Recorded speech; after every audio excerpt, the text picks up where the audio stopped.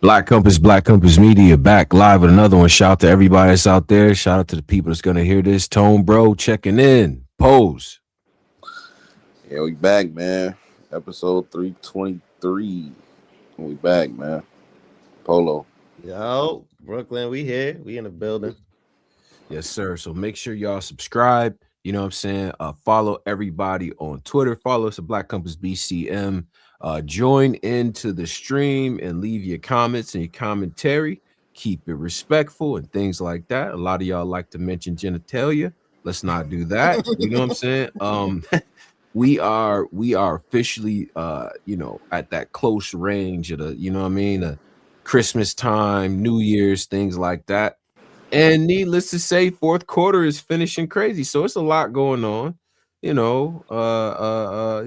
just a lot going on, man. You know what I'm saying? And look, I know what this show is about to be. I do. I know what this show is about to be chaos because it's a lot that's happened, right? So let's just get right into the mayhem this past weekend. The battle rap world and indeed the hip hop world, because I saw this have crossover into mainstream hip hop circles. You know, the promo has been elite between Eazy, the Black Captain, and Cassidy. The card is was slated to be one of the most highly anticipated cards of the year. You had a 2-day, essentially a 2-day situation here. You know what I'm saying? Between TBL and Trenches. Shout out to Kenny Black. Shout out to Chilla Jones. You know what I'm saying? But we get to the card. We get to the card out in Philadelphia. Cassidy versus Eazy the Black Captain and a whole list of other things that happen. A whole list of things, right? We would all agree this is some of the best promo work we've seen between two guys in the main event stature. Cassidy went and he did a world tour, visited all the platforms, including Polo World and Caps and Three Letter Man. Yeah. You know what I mean? He ran the gamut, Piper Boy, right? Jay Black, like right. He's done. He did all these things, right? We got Eazy the Black Captain. He went a little late with the promo. Gave us a 24/7 5-part documentary. You know. Somehow he managed to piss off the entire city of Philadelphia. I have no idea how that could happen, but we'll talk more about it. But he gave us a lot of entertaining work as well, right? So, game day, man. Do we just want to start with the headliner here? Because look, there was a lot that went on, and I just want to say, man, did I expect more from this event? I just did, man. I did. I had my chicken ready, you know. I had something to drink. I'm chilling. And it just was tough, bro. So there's a lot to talk about, right? We probably do this a little bit out of order because we have to get to the main event situation, right? Because there's a lot that's going on there, right? Just to preface it before we circle back and jump into it, had some mic problems during the day. You know what I'm saying? Frozen Bros definitely held it down on the commentary. You know, we got a couple of battles that were actually pretty damn good, and I think they're gonna look good on camera. But man, it'd be great if the people in the audience actually heard it. There were some audio issues. More on that later because I have some intel and insight on that. Did still have some pretty good performances, in my opinion. Love what Froze is doing, love what Bill was doing. It seemed like Bill and Snake almost saved the situation here. You know, Trez and Real Deal, I actually like that battle too. Nobody could hear Jay and A-War, but I feel like what I was hearing in my headphones is actually pretty decent. You know, but it was what it was. Yeah, we'll talk about that later because we're gonna do this out of order. You got? Yeah, I know. Let's get to the main situation. Eazy the Black Captain, Cassidy. Getting right to it. Let's get right to it. It's crazy. Let's get right to it because we should just start there because I want to circle back to the rest of the card because this is where the energy is, right? The energy versus the algorithm, right? Now, coming to this matchup, a bunch of heated debates. We all went back and forth. Everybody was talking about what was going on and the information that was dropping. I would be remiss. Yeah. I would be remiss if we did not talk about that as well. Right? Right. The ambiance for the battle is crazy work. I ain't gonna front. I just knew it was a vibe, right? It was. You got Chris and Neef out there, right? You got Freeway. You got every Philly legend standing on the side of Cassidy, right? Yeah. Then Eazy the block captain walks out. It's him and 3 linebacker brothers, right? A bunch of 2 Vince Wilforks and a Sam Adams type lineman, right? It's a good joint, yeah. And you got Dre Majesty there, right? A couple of the Trenches guys are there supporting Eazy and things like that. Okay. And we get to the battle, right? Now, at this point, I don't know what's about to happen because there's storylines happening while the battle is happening, right?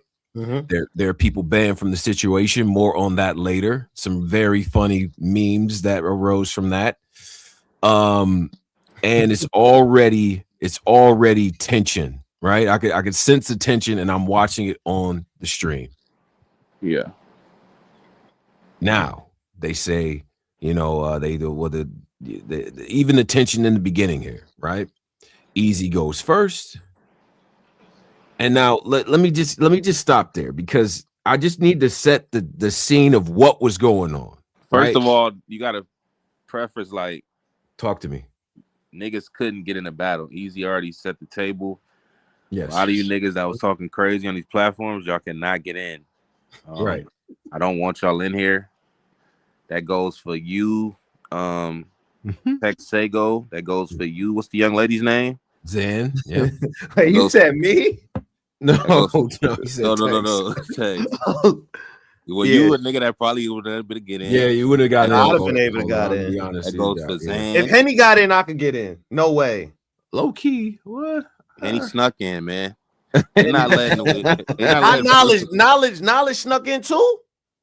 Nah, you gotta let knowledge in. Hip hop is real, man. Yeah, Half a million. Boy, he was the first nigga he announced was banned. A lot of these niggas couldn't come in. Right. Let's set that straight. Like a lot of these niggas couldn't come in, but go ahead, man. Yeah. So we was gonna beat up your dad. Shout out to that brother. Yo. Your dad, but go ahead, go finish stuff. Yo. All right. Well, I'm gonna circle back because I got some things written down, but that's one of the things I got to circle back on. And I did learn Philly slang. I learned turkey. I do like turkey. I like that turkey burger. Yeah, I like the turkey. I like balls. Yeah, he's a turkey. Like the Philly guy. Philly people are funny, and we gonna talk about that. He's a turkey, right? So okay. Yeah.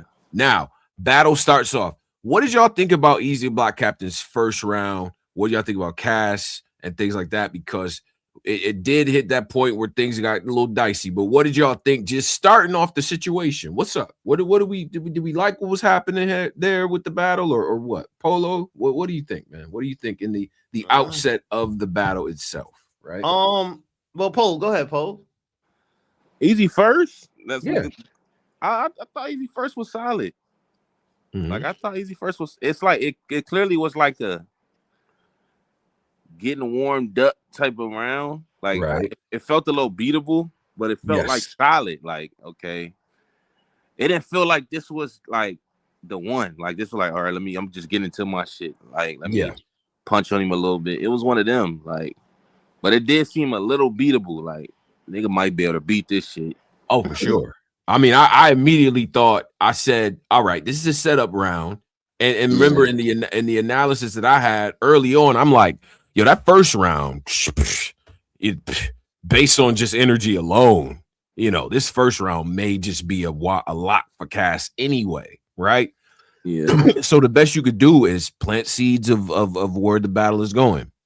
I did like the update situation where he update him and going after his style and you know what I'm saying, you think you this and that and you're not, this shit ain't what we do, right? You stuck in the past, you rest on your laurels. Okay, cool, right? It took Eazy a second to warm up because man, that crowd overwhelmingly was for Cass. Yo, Philly, we in here? Fuck you, nigga. I heard it. It It was as clear as day. Yeah. I heard somebody say him up. They was immediately, but I do feel like toward the end of the round, they like, okay, it's a battle now, right? It's a battle because look, at the end of the day, no matter how I feel like most fans was satisfied with the round they got. But again, to your point, Pose, this round is beatable. Is what I said to myself. I'm like, okay, it's beatable. I don't actually expect them to win the first, but let's continue. Let's proceed. Right? Polo, what'd you think of Eazy's first round? I was a little disappointed. I thought his first round. I know. Hey, listen, I'm up here with the I thought his first round for all the heat he was facing, for just all banning people. I honestly thought he was gonna come out that first round smoking. Like I thought he was gonna be in that Eazy bag, just going. The update shit was decent. I thought it was a little choppy. Like you could see the ring rust. I think the last time he battled, not ring rust like he was rusty, but like he was getting a feel of the crowd. I think that was Eazy first time being in a hostile crowd in years. Usually he battled in a lot of like steel cage matches. So this joint was like the first time, even with the Jersey crowd. I don't think the crowd was that bad, because if you go back and watch that Suge battle, they was reacting. It just Suge was dropping the building. This crowd was not, you could tell. Like it was already tuned up. I mean, they already said, well, shit, Eazy lost the media game, right? The pre-battle, the pre-war, Cass is up 1-0, right? In the heads of most people. You know what I mean? He's already painted. That, though. It was also the banning.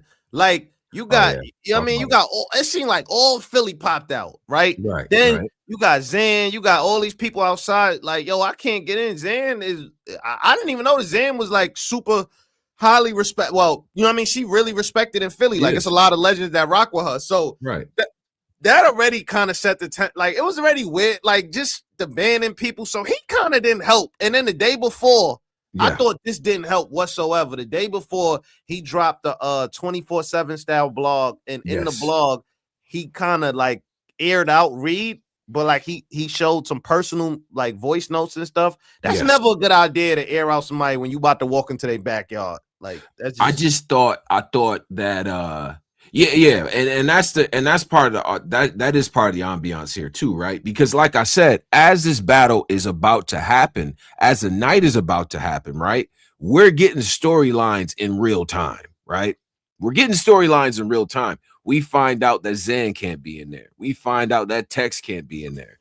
You know what I'm saying? They ain't let me, the boy let me in. He a turkey, like, you know what I'm saying? Okay. So then we get, and Muwap can't get in the building and things like that, right? And on top of what you said, it was like, well, it already kind of cemented whatever harsh feelings people had. I think even people that were rooting for Eazy were like, damn, when he dropped the situation with the text and all that with Reed, it was like Reed is such a beloved figure in battle rap, especially in Philly. It's like, ooh, you know what I'm saying? Like it already kind of loaded the dice even more. You know what I'm saying? So it was a thing. Now I gotta ask this. Now, and I know we walking with this, right? We walking. Shout out to Fro. We were taking this walk real quick, right? Was the banning justified? The Zen, Tex, Muwap banning. No. Let's talk about it. No. Battle rap is like, no, whoever niggas got a problem with you, they gotta be in the building. That's battle rap, man. For real, that make it better. Yeah, you gotta fight through that shit. Like this is how this shit been for years. Like, they don't give a fuck who you got a problem with. They gotta be in the building. Like, that's what make it what it is. Like, and you got these expensive ass, big ass linebacker security. Like, if anything, and then I watched this doc he dropped earlier. He's like, man, I wasn't worried about nothing. I couldn't tell. Like all them people that was banned, I felt like that would have made the battle even more better. Like you going crazy, you cooking this nigga. You got Texay go. You got your old people over there watching you cook. Like, yeah, this is why I'm the boss. This is why I ran trenches, nigga. Oh, my fault, I dropped my whole shit. This is why I'm the boss. This is why I ran trenches. You giving them a first, you giving them a first-hand account of why I put belt to ass, why I got my name Eazy the Block Captain, why I went on that URL 1 9 battles, why I am hot. You getting a first-hand experience. I felt like that would have made his shit powerful. But you banning it, like you banned them. That took a lot of aura. I'm with y'all in the sense of, man, how powerful would it have been? Now, had the battle turned out differently, more on that later. But how powerful would it be is if you beaten Cassidy and all of them people that's against you they standing right there on that side watching you do that shit. I feel like to the world that would have looked crazy. If Tex is right there and Zan is right there and all the other people that went against you is right there, because at the end of the day, everybody can say what they want. It's you and Cass. You know what I'm saying? Cass got to fight. This his fate. He got to take this fate. You know what I'm saying? So I think it would have just looked super powerful to be like, yo, like, you know what I'm saying? You get to the third round and if it would be looking like Eazy's winning this battle, putting belt, you know what I'm saying? And you get to look right at them and the camera, you know how the camera work. They're going to look right at them. Look, you know what I'm saying? He whooping it out right now. And we get to see their faces while you doing that. Cinema. Absolute cinema. What's the meme? Cinema. That's what I'm here for, right? And I just feel like these like, yo, these industry tactics, like you can't bring it to battle rap because battle rap ain't the same as the regular industry. Like the regular industry, you got a problem with a nigga. Yeah, tell his people I don't want him coming to my event. And it's the industry. They don't, you know what I mean? It's business. But this battle rap, like battle rap is supposed to be authentic. It's supposed to have that gutter feel. It's supposed to be like the real form of rap. So it's like once you start doing banning people and all that, it just take away from battle rap. Like it just make it like it's some like Netflix type, like you feel what I'm saying? Like it don't feel authentic no more. Yeah, like if for instance, if there was back in the 2000s when you know it was beef between different factions and shit like that, you know, whether it was like Rockefeller and like, you know what I mean, like when Beans was going at it with Jadakiss and shit like that, right? When it was like a high tension environment. I don't think it, like if both of them show up at the BET Awards, like they're not about to stop Jada and them at the door, like, nah, son, you know what I mean, Beans performing, so y'all can't come through. You know what I'm saying? How crazy would that look, right? It just, I don't know, bro. I feel like the optics of it would have been solid, knowing that they in the building while you're doing what you're doing. It looks more, to me, it looks powerful. You know what I'm saying? I got all these people up against me. They know what time it is, right? And it's just me and Cass in here, and I'm winning. I feel like that would have looked good, you know? Now, I do got to ask on some on some devil's advocate stuff, right? Because I don't necessarily agree with the banning either. But the fact that in the pregame, when we seen Zan saying what she was saying about, yo, I smack your mom and your sister, and then we see Tex say, I will, you know what I'm saying? Like I see him, I'm gonna put hands on him, or whatever the case might be, right? Now, if you TBL, you Eazy block captain, you know, you TBL who's already had a situation. Now, lucky that I didn't go crazy. Do you understand why they would do that? You know what I'm saying? No. Because given the fact that this is what was said in the lead up to the situation. No, I don't, because again, what the hell y'all thought was gonna happen? Did y'all see Cassidy promo? Like, what y'all thought them niggas was gonna come in there and pound each other up and dance? Like, nigga, it was gonna be hostile. He's saying he's pulling up his photos of high school, sophomore year. You got Eazy showing report cards. You got them interviewing, like, it was gonna be hostile. And on top of that, bro, this battle rap. So what if a female, somebody say they don't like you, or they if they gonna do that to your mom, bro? You all this shit you rap, all this.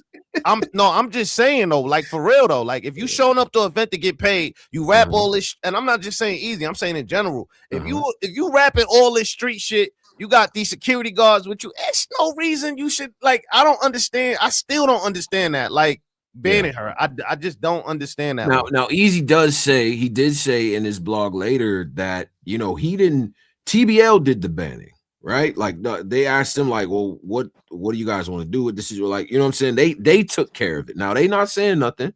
That's their prerogative. They not saying nothing about how it actually. So I don't know who to believe that. But it's like they're not saying nothing. But I mean, ultimately, the league would have to okay it, right? I mean, so it's like they said when they got to the door, the league told them, nah, he said y'all can't be in here.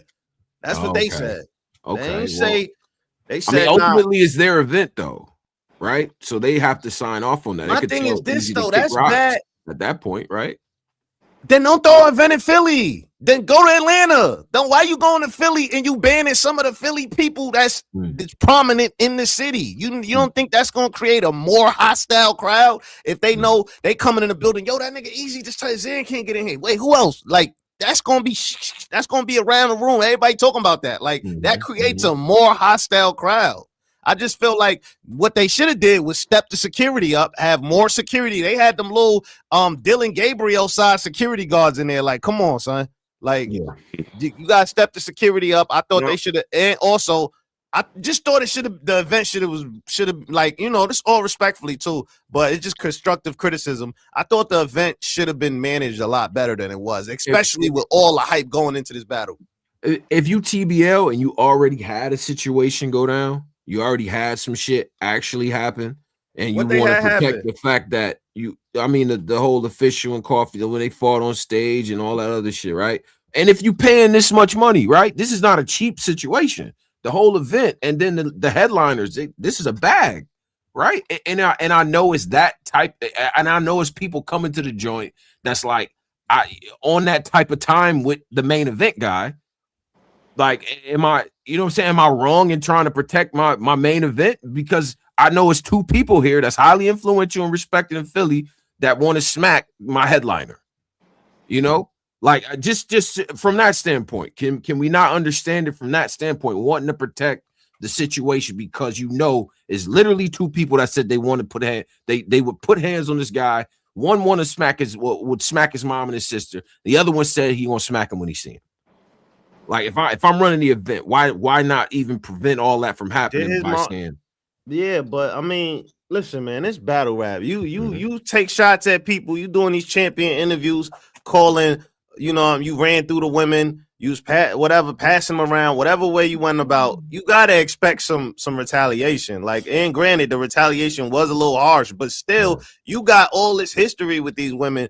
And you poking them. You know how women be. Like, you gonna poke them, they kamikaze. You poke a woman, she kamikaze. She blowing the whole shit up, nigga. So you know where it's gonna go. So I just feel like with him, he do a lot of poking, and then when shit, you know what I mean, then behind the scenes ban people. Like I don't know, man. I don't understand that one. I really don't. I don't get that one at all. Now I'm gonna be honest. If I'm Tex or Zan, I probably wouldn't even have shown up because knowing that he the J2 and Hustle thing happened before when he was on the card main event against Twerk, right? So you know that he ruined that event because that battle didn't even happen. And then understood, but my point is, you know that if he has a history of doing this type of thing, why would you even show up? Is what I'm trying to say. Like I wouldn't have shown up. They trying to see Cassidy, bro, a Philly legend. But you know how he give it up. You know how this guy gives it up. Right, if he can get two people that's on the card off the shit, what makes you think that he's not going to get two people that, pretty much threaten violence against him and his family? I mean, but I'm not sure. I could see if it was I could see if it was out the blue and somebody just said that. But bro, you poking at people too. You saying people whores. You doing all type of shit on camera, getting 50, 60, 70,000 views. What the hell you think? How you think somebody else gonna feel watching that? Hey, but I'm on the car. I'm booked. They not even booked on this joint. Like, but it's still in Philly. Tell them to go home. But it's still in Philly. I want to see Reed. Hold up. But how you showcasing the card with Philly legends, and then you banning Philly people that want to see that's in the culture that want to see the legends? And it was not only them. It was a list of people that they said allegedly was bad.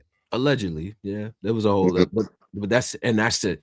So that's the thing is like, if I'm trying to say Beehive can't defend this one, y'all. If I'm hold on a second. If I'm texting, I'm Zen, I'm throwing like a Lux type of, you know what I mean, kickback somewhere, because you know that's what happened before. So why even show it? Like, you know what I mean? I don't think it. When I seen the Hip Hop Is Real joint with Tex standing outside, I'm like, oh man, that doesn't look good, right? Like, you just out there like, yeah, they saying gonna let me. And then Cassidy in that car, that's a meme too. Him smiling in that car, like that looks. Yeah, that's one of my favorite pictures on the internet, bro. Yo, like, but it's just like, you know what I'm saying? Like, what do you want people to do? Then people hug his in, like, my sis can't get in. All right, sis, I'll catch up with you. And they going right in the building, Paul. They going right in the building. I'm sure they ain't gonna talk about everything on camera. So I'm pretty sure he probably tried to help him or something. But it's just that was already a bad look coming like that right there. And also, you got to remember, all this is coming out before they battle, so that already is hurting the aura points right there. Like, wait a minute. Oh no, it's just more intensity on the crowd, right? For sure, right? And it definitely perception wise, it already plants the seed, right?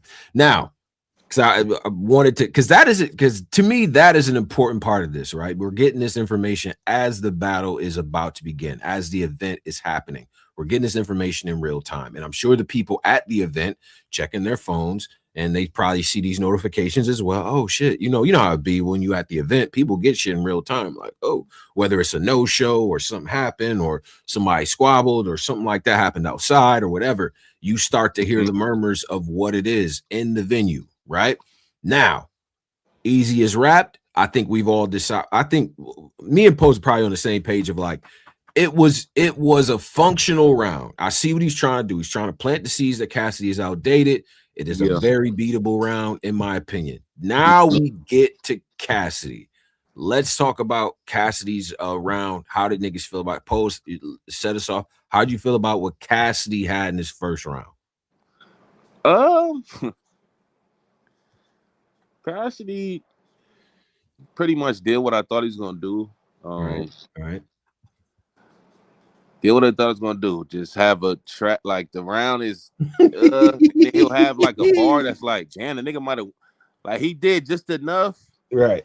Cassidy is like, it's one of the best niggas to ever do this shit because he did just enough to where it's like the battle only went one round. He did just enough, like that. Your mother battle rock still. That fire. He did just enough to like, yo. He might have got the like. He did just enough, bro. To like, he did just enough shit. His round aged better though. A nigga could give him the first round, right? Which is crazy. Like, I thought it was like I was like I don't know, but then you want to get this nigga the first, man.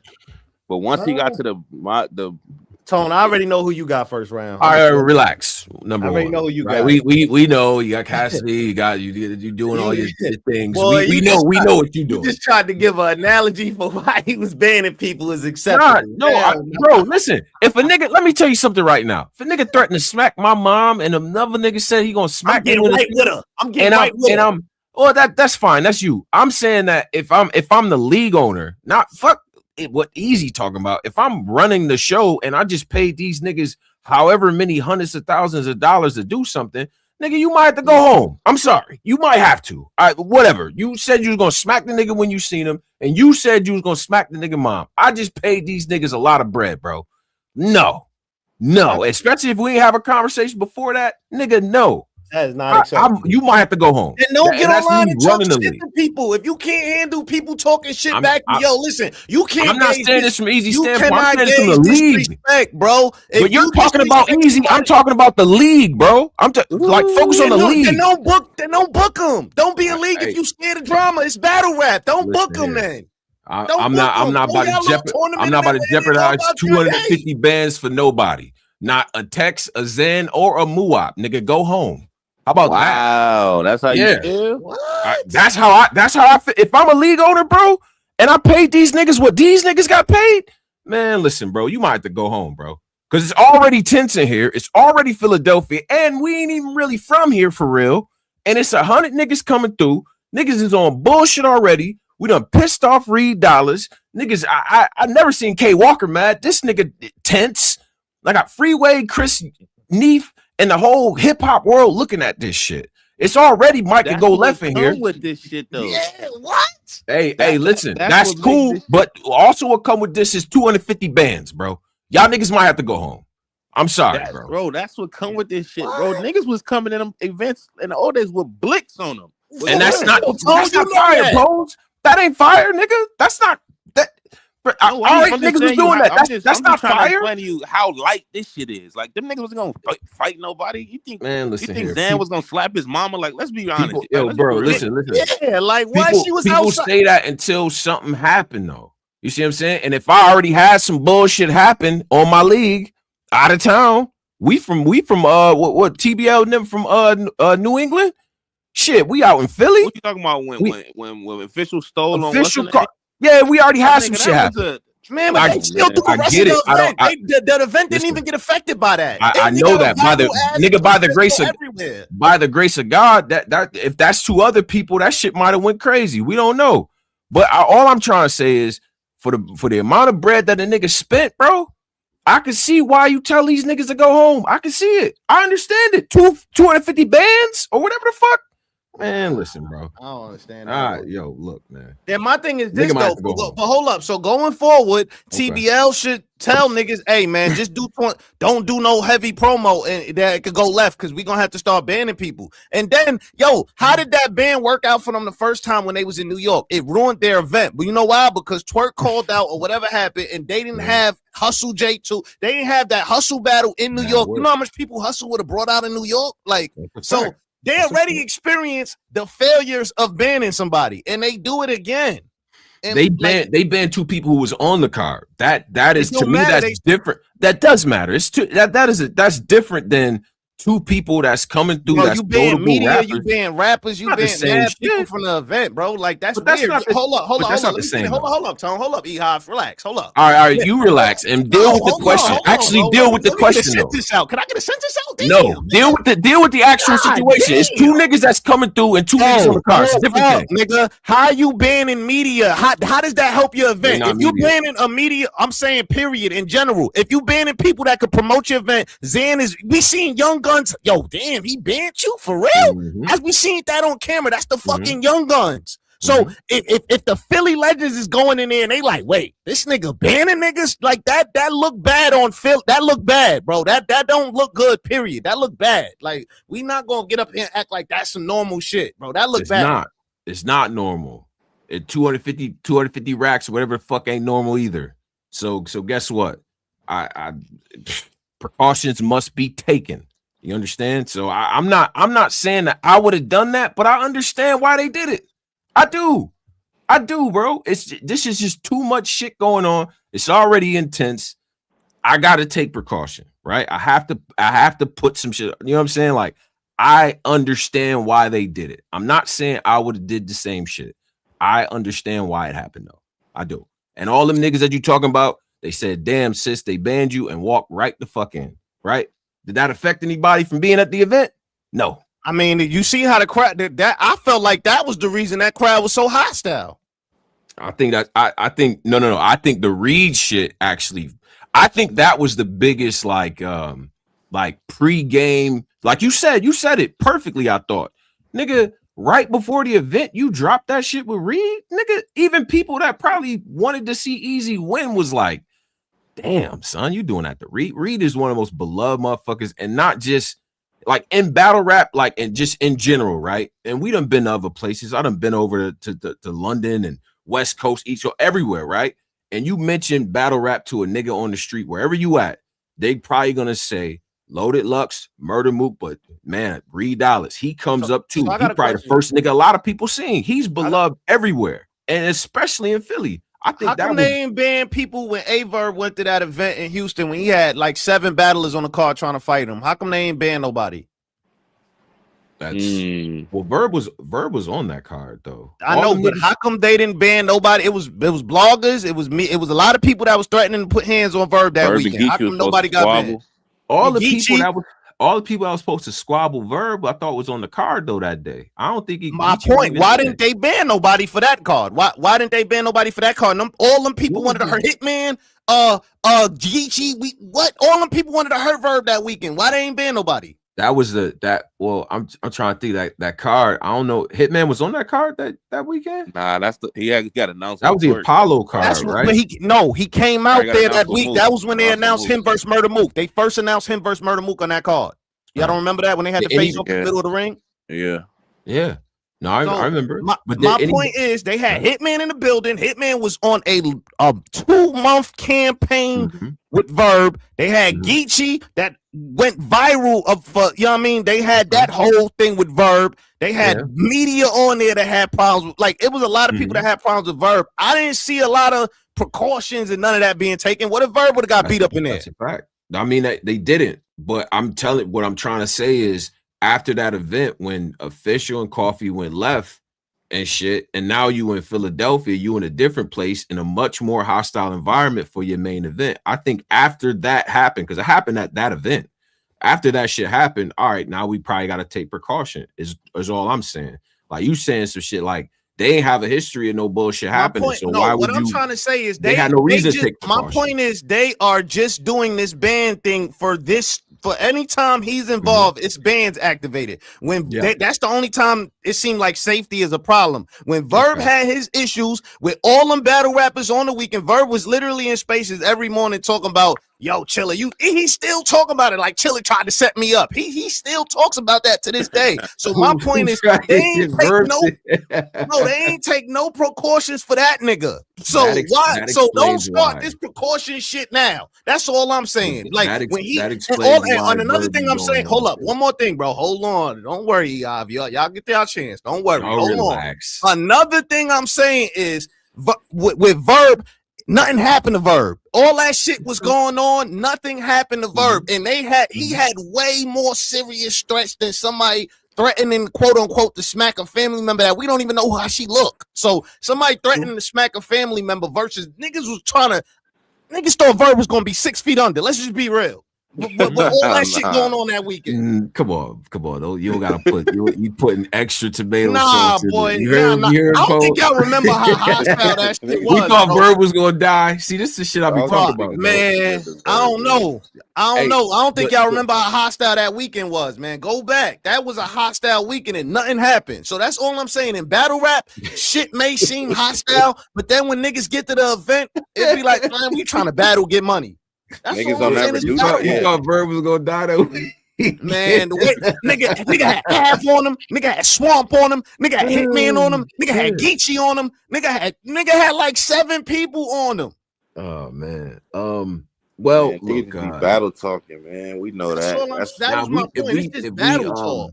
Cause that's the thing, right? Like, I was just trying to look at it from League's point of view. Now, in general, what I think about this shit right here, right now, 9 times out of 10, you know what I'm saying? For the most part, to be honest with you, right, through the history of all of us covering battle rap, it's rarely battlers that be fucking events up, right? Because most of these niggas, and I think Tech said this in his shit, right? Because we just having a discourse.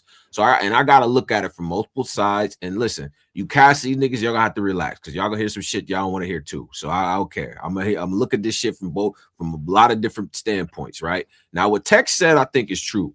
Right, he want to work with TBL. Right, Zan is in a TBL tournament right now. You know what I'm saying? Like, battlers don't tend to fuck up events.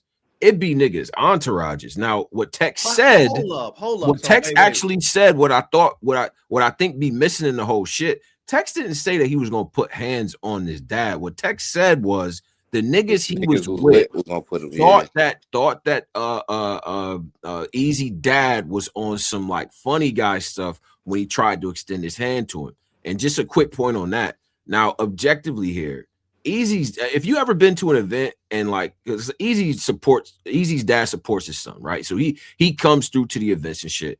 He's OG as hell. He's up there smiling, two little shots of Henny, chilling out, cool old head dude. You know what I'm saying? He probably don't really actually know what the fuck going on. And he probably thought it was like, whatever. But Tex just was like, nah, I'm good. And he kept it moving. Now, the people Tex was with wanted to do something. You know what I'm saying? So all I'm trying to say with this point is it's typically not battlers trying to fuck a situation up, because that means you fucking something up for a league that you could potentially do some business with.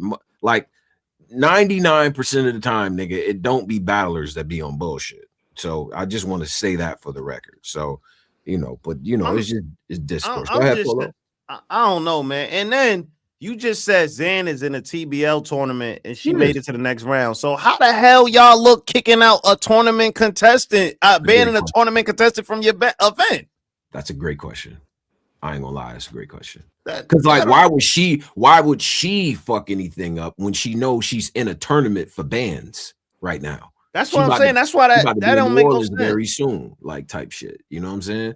So, you know, look, I think that the banning shit in general, though, especially characters in the battle rap video game, we really shouldn't be doing too much of that unless niggas have already squabbled it up, or you know what I'm saying? It gotta hit a certain point, and just the language of it and knowing that people do business with the same platforms, it just, to me, that's a little extra, right? You know what I'm saying? So it just is what it is, you know.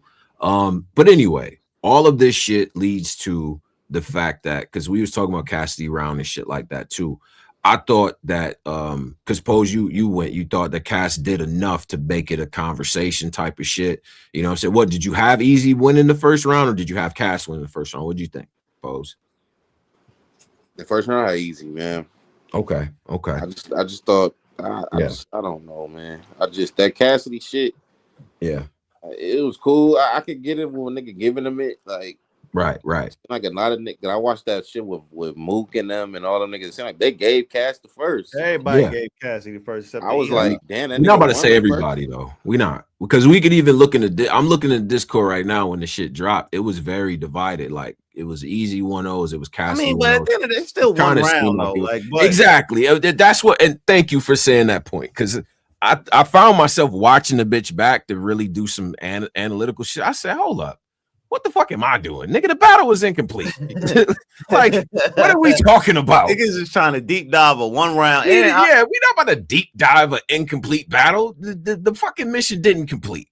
And there's a lot of bullshit to go around on a lot of different sides as to why it didn't happen. But for what it's worth, for what Cassidy was doing, I like the shit that he probably had the best line between the two in both drones. You know what I'm saying? So I'm gonna say that, number one. Number two, I like how Cassidy was like, this is a deeply personal matchup, so I'm going to direct everything at you.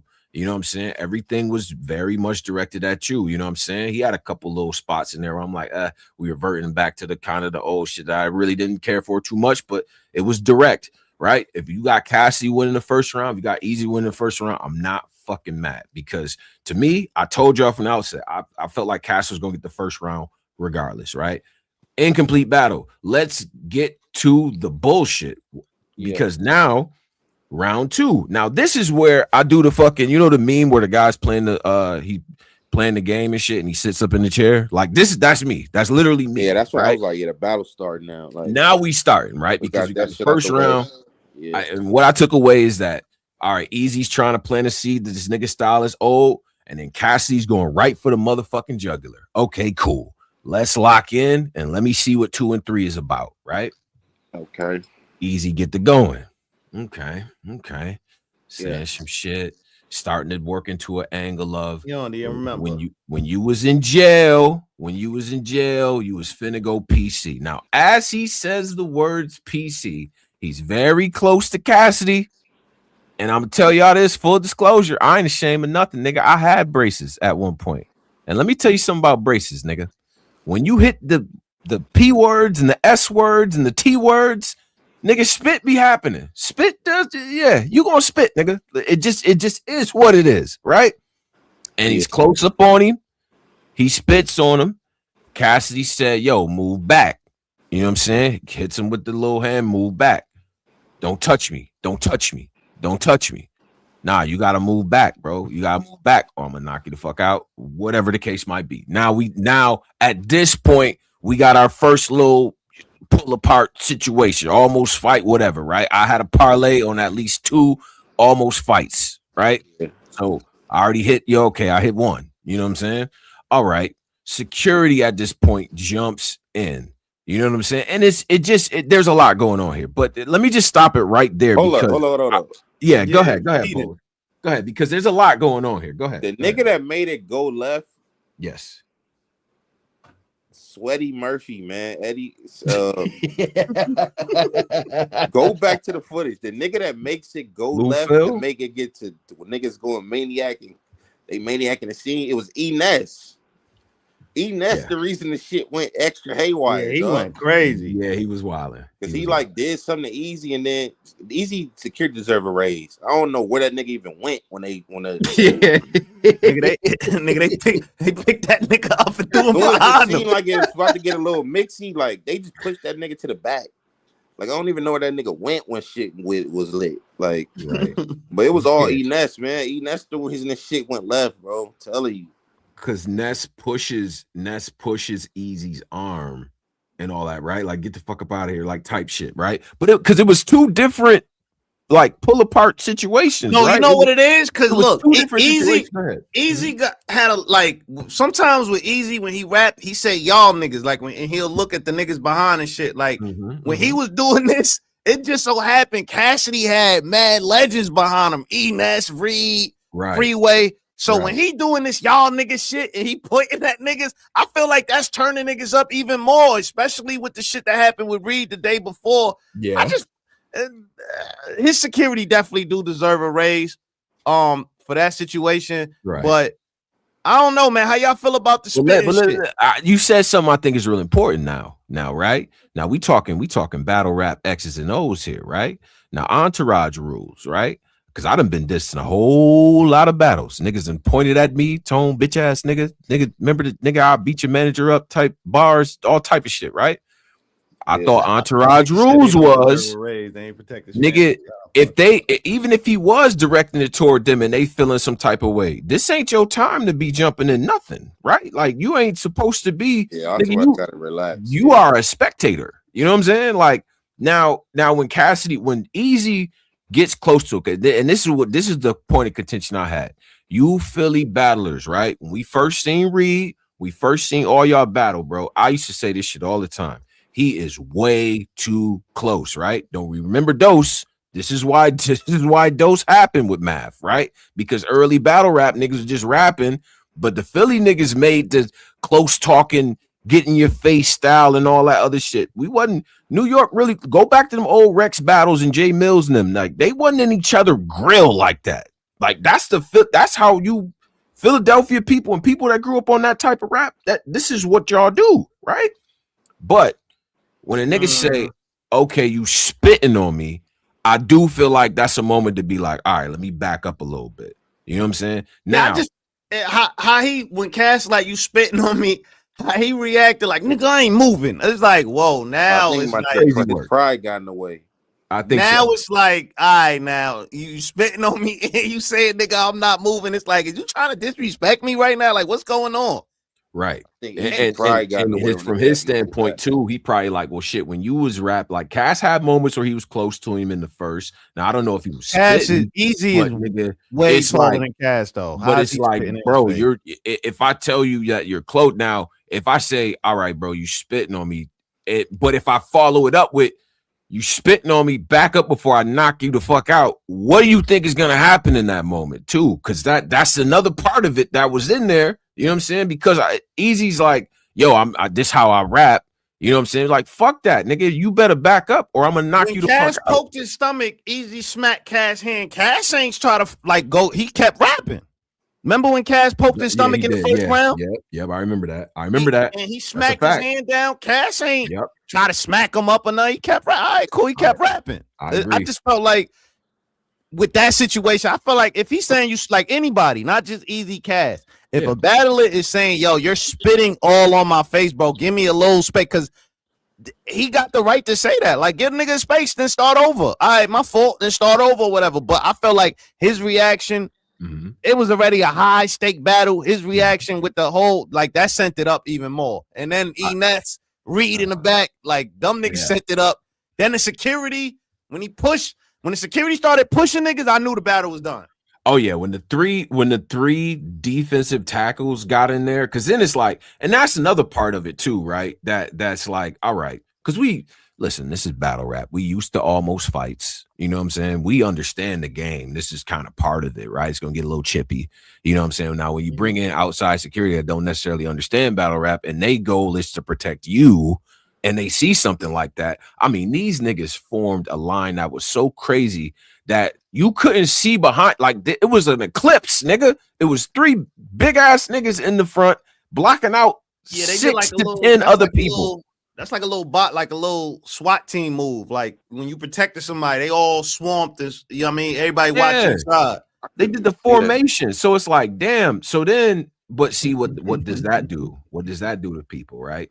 Because now the people that's there is like, man, fuck your security. You know what I'm saying? Now that be the attitude. You know what I'm saying? This is Philadelphia. We don't care about none of that. You know what I'm saying? That be the attitude too when you do too much on the security side. You know what I'm saying? But like I said, it was two different pull aparts because nigga, they had the spitty type of thing. Okay, you spitting on me, whatever. All right. Now, most of the time, like Polo said, most battlers are gonna be like, my bad, bro. Let me back up or whatever. Right. I've seen it even in grudge matches, right? I hit a nigga or whatever. I do a gun motion and hit a nigga arm. All right, my bad. Now they get to the point where they trying to settle everything down. Cassidy and Eazy is settling down. This is where I got to look at the entourages and the security. Y'all didn't help to settle down. Y'all didn't help that. Y'all didn't, you know what I'm saying? Because now they barking at Eazy. Eazy is, you know, people with Cass is barking at Eazy. Cass really not saying too much. Easy's kind of chilling out too, but it's the combination of security and the other people that spectating on Cass side doing what they doing is still keeping the tension high, right?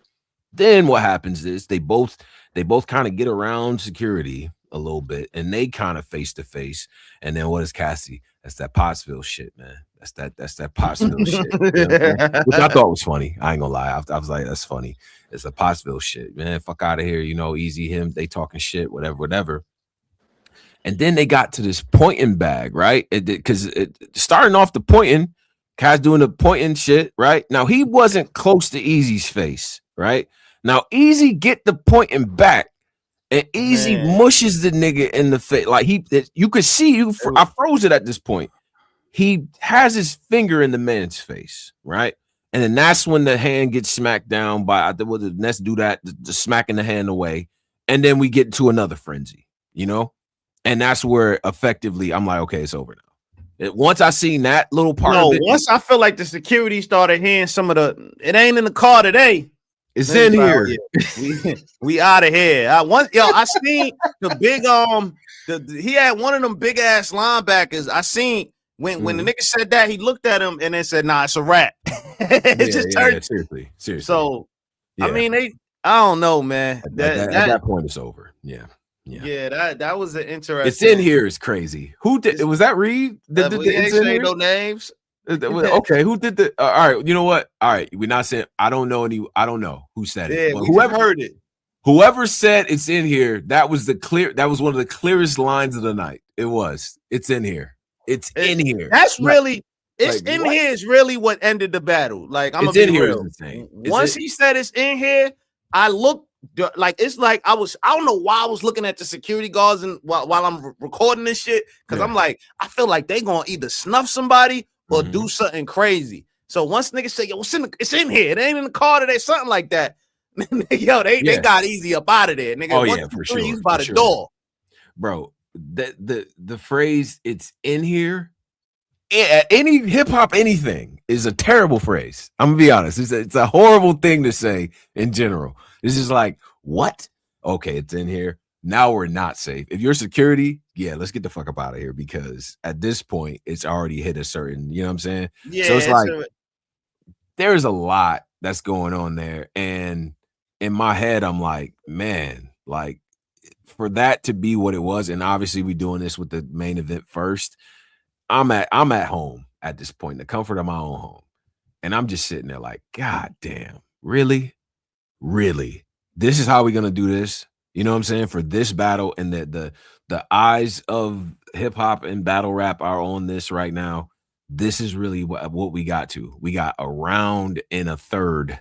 We got 2.3 rounds out of you know, the battle, which is supposed to be 6 rounds, 3 between each, right? So it's like, what is going on, bro? You know what I'm saying? And it's just this whole commotion and shit like that. And I'm just glad that it was like an NBA tussle, you know, because the NBA now, they don't really throw punches. They just kind of like push each other, sort of, you know what I'm saying? Like it was one of those. And it's like, man, for it to end like that, man, disappointed, bro. And I'm just like, wow. That's why I'm not even going crazy on like the transcriptions, and I'm not doing that for. And that's another rule going into 2026. I'm not if you don't finish the battle, I'm not breaking shit down for real. You know what I'm saying? Like, why? That's why I wasn't arguing with niggas about who won, because I'm like, bro, I'm not about to argue about no. I'm arguing about what was said in the battle, because I do feel like it's some damaging stuff that opened up a whole nother. We get to that, but no lie. I was not arguing who won the 1 round battle, bro. I don't even like 1 rounders. I'm on record for saying that multiple times. I don't like 1 rounders. It's like a tease, pause if necessary. I don't like 1 rounders. So I mean, but how do y'all feel about now? Let's get to the part where it got to the second venue. Yes, let's get to that. Now, I want to hear from Pose. How you feel about this? Your man, they had your man outside in the car. Knowledge is out of pocket for that too. Oh yeah, knowledge, man. Jesus, knowledge. The veil came off on that one, didn't it? That nigga like, there you go, y'all. He like, look at Eazy up. He pulling off. Like, ugh. But what do we think about the second venue situation and them trying to get everything back, and what we saw, you know, through the lens of the camera that hip hop is real and all the different people? Because I heard it was several negotiations that were being made at that point. So Pose, what do you think, bro? Oh, did we lose Pose for a second? Yeah, we probably Pose is probably coming back. Polo, look, here's what I think. I think that once they got to the set, because it obviously it's hostile, right? You got to let it cool off for a minute, but they like, well, look, we want to still finish the battle, right? Now, I'll tell y'all, initial thoughts were, okay, just go to another location. There's plenty of places in Philadelphia. I know the exact spot that they were at. You know what I'm saying? Shout out to the Poppy Shop and all of that. That's fire. And it's just like, okay, now let's put everything together. But you know, Cass got the whole city on his side. Eazy coming through. I'm sure he's coming through with his security and the people that he with. They can figure out a way to get this done. You know, based on what was said, there were several negotiations going back and forth about, okay, who could be there. You got your people, I got my people. Let's just do it like that. Limited crowd size. Cassidy didn't want to do that.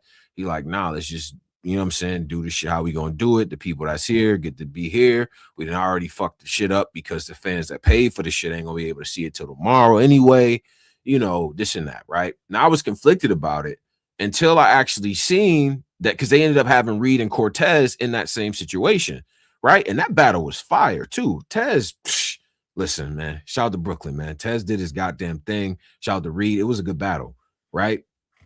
I feel like in that setting, y'all could have got that battle off. Yeah, that's what I think. Am I bugging?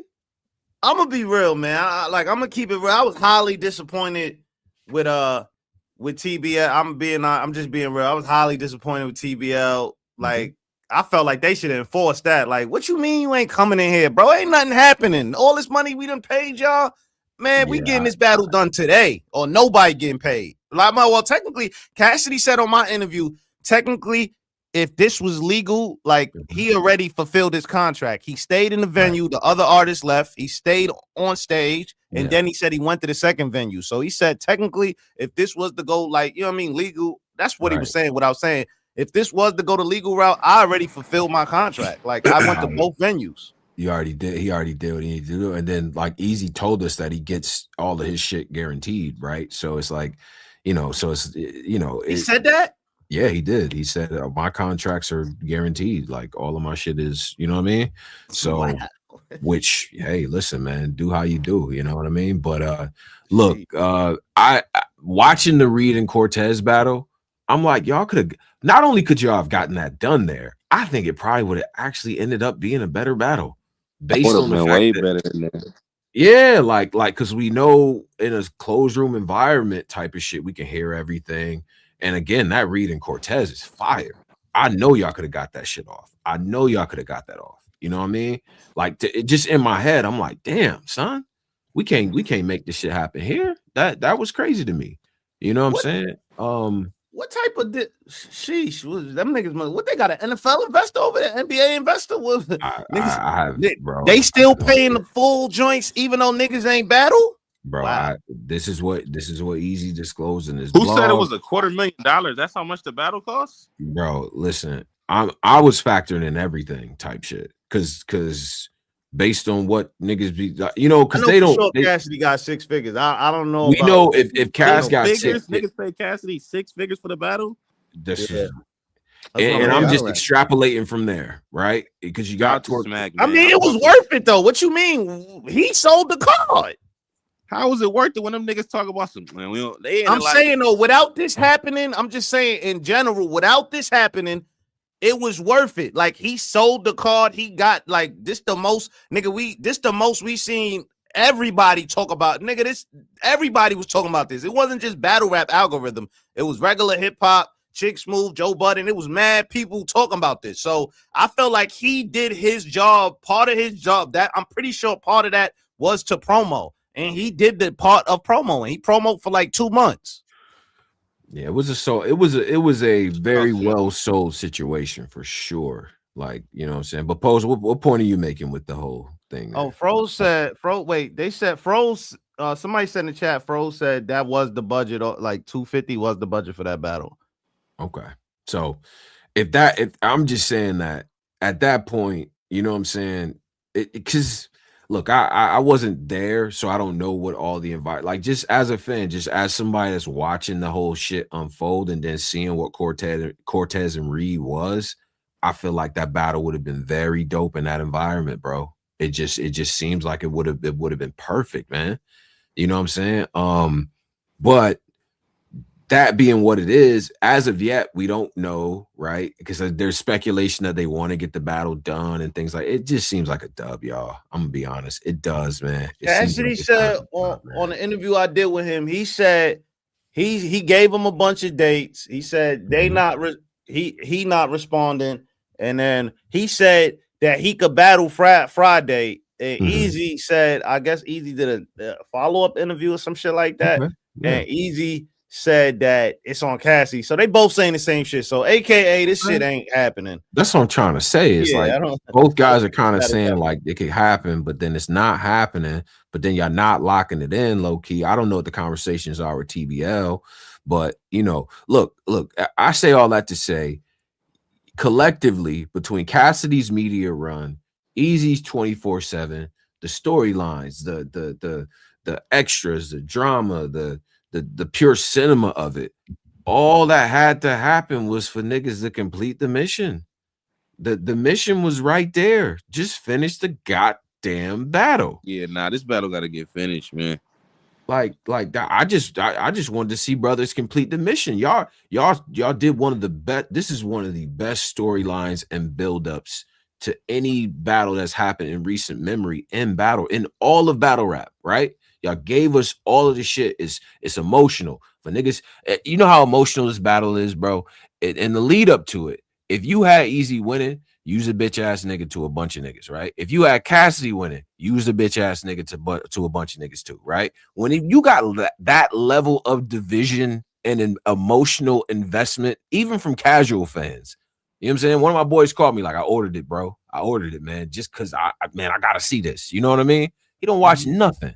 But he like, bro, I ordered it. I gotta be here. I gotta see this battle. You know what I'm saying? Left what he was doing early so that he can watch the main event. You know, when you got that type of investment, all we want is for y'all to complete the objective. They got to get this battle done, man. Yeah. Cassidy still could he still could do the I beat the nigga one like he still do the rollout.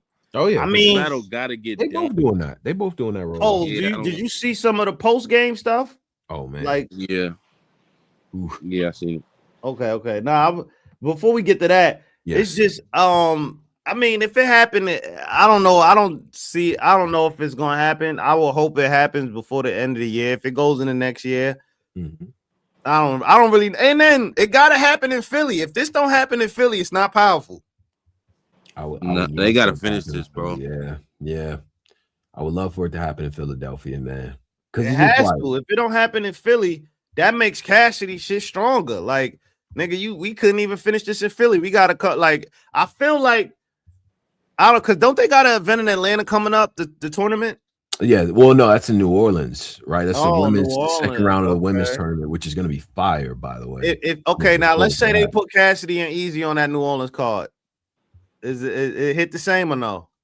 I think people are still gonna see it, but honestly, bro, that's I just feel bad for the city of Philadelphia, bro. Because this was regardless of what people think about Eazy or Cassidy or whatever, hip hop and battle rap's eyes were on Philadelphia, right? Exactly. And you got major battlers out there, like people like Stiz and league owners, and then you got the legendary Freeway and Young Guns, and you know what I'm saying. This is for the city, for the sake of the city and the battle rap scene there, right? Because we said this before, like a while ago. Events like this is what actually creates fans. It makes people want to rap. It makes people want to jump into. You know what I'm saying? Like you talk to a lot of guys like of a certain era. It's like, yo, when did you get into battle rap? Some of the niggas would be like, well, you're Summer Madness too. You know what I'm saying? Some of the young guys, right? Other people would be like, yo, when I first seen Rex and Jay Mills, or I seen Mook and Lux at the store, and I wanted to do this shit. You know what I'm saying? It'd be events like this that galvanize different shit to happen. You understand? So it's just like, man, Philadelphia is an important battle rap city, and I would just love to have this shit in Philadelphia. But people are still gonna watch it regardless, though, for sure. I think people still watch it. You know what I'm saying? Because it's just a completion of a powerful ass storyline. Get done, bro. Yeah. They should have did that shit in the street. Like, I don't know. I felt like it was so crazy too. I felt like they could have got some shit out of that one. Like that'd have been crazy. That Philly atmosphere, I don't know if they could recreate that, man. It seemed like if they would have just left that motherfucking venue, went right to a parking lot somewhere, you know what I'm saying? Or how you feeling, niggas say, on a back block somewhere, and just did that shit straight up, like on some street shit, on some gutter shit, bro. Man, y'all niggas will both be heroes, bro. I'm gonna be honest, man. It's like y'all niggas, y'all look, that would have looked so crazy. Like, nigga, we out in the street with it. Fuck it. We couldn't get it done in the venue. We outside with it. Let's go. That's what I'm saying. I'm just like, that would have been a moment. It's a little disappointing, man. I thought, I don't know, man. I just felt like this should, like, I don't see how they could create that, like that energy that they like that was electric. Like that energy that day of what was Saturday. Mm-hmm. Like everybody, like that was some old school battle rap. Like that's how battle rap used to be for every event. Like, for real. Like it used to be that feel right there. And I felt like, I mean, Eazy felt he didn't feel comfortable. It was 40 people. He said Cassidy had like 40 people with him. He only had 3 people. Yep. He didn't feel comfortable. Well, he said in one of those interviews that he actually had a lot of niggas with him in there. His Cassidy niggas was rappers. He had niggas that was ready to go. Y'all just could not see them. He did say he said he had more niggas in there than Cassidy. This is what Eazy said, y'all. I ain't saying that. Okay. Said more niggas in there than Cassidy. They just wasn't rappers. They was real street niggas that really do something to somebody. This is where were they at though? Said they was there behind them. It's what Eazy said. Okay. And Cassidy was, I don't know if you seen right, but Cassidy broke that shit right down. Like he was like that. All the niggas he had with him was cops. He had like cops and like niggas with like Gutter City shirts, like 2 Gutter City shirts. He said Cassidy had, I ain't gonna front, from all them hip hop is real, the battle rap trap, all them behind the scenes videos, it looked like Cassidy had the whole Philly with him. Like I ain't even gonna let come on, man. You ain't about to play me. Yo, listen, you can play the E-Hive. You're not about to play me like I don't got eyes, my nigga. Like I seen that. Cassidy clearly had more niggas than him. Come on now, Paul. He said just the niggas that y'all seen was rappers. The niggas he had really do something to you niggas. Bad. Bro, that's what he said in the interview. Where the fuck was them niggas at then? So how would you know them? They niggas that y'all don't know. So okay, so why in the second event? Why was it only 1 car? Why wasn't it multiple cars if he had all these people with him? He cleared that up. He said the niggas that he had, because they real street niggas, they had to go. They don't got time to be sitting around waiting for you niggas to rap. They really do shit to niggas. This was what Eazy said. Yeah, man. I ain't gonna lie. 5 niggas, he only had like y'all niggas sitting around waiting for raps. Nigga, the niggas he got with him, they really left. They really gone. Right. I'm sure them Casper niggas sure did. They went right through the wall. Look at Polo. He don't like this angle. I'm just because it's not bro, because I feel like we are blatantly ignoring everything that's coming out. Like I can't. Bro, I'm going off what Eazy said. Or I can't go off what he said though. Right. That's what he said. That's what he said in the interview, bro. Salute. What color he said the sky was? He said you niggas was sitting around waiting for niggas to rap. His homies that really do shit that niggas really put hands on you niggas. They left. They don't have time to be rapping with you niggas. Bro, get the fuck out of here. He's all cared about rap. Like, get the nigga, bro, get the fuck out of here. That's what he said, bro. This my point, man. Yo, he make it worse, man. He just got like, nah, man. And then if you had all them people with you, why the hell you banning people then? If you had all these niggas in the building, yeah, got him. That's what he said, bro. His homies don't have time to wait for you niggas. So okay. I think the Eazy would have been more of if he would have went in there with Cassidy supposedly 40 niggas and rapped and beat the nigga. That would have been powerful. That would have been super powerful. That would have been Thanos level power. Even in the building, bro, if they would have been able to get this shit done with all the acclaim on that one side, with all the Hall of Fame battlers and notable, you know what I mean, dope ass MCs that was with Cassidy. If he'd have won and then just said, you know what, in an alternate universe, it would have happened like that. It would have had all them people there. You had all the guys that couldn't get to the event, the Zans and the Muops and Texas on that side and shit.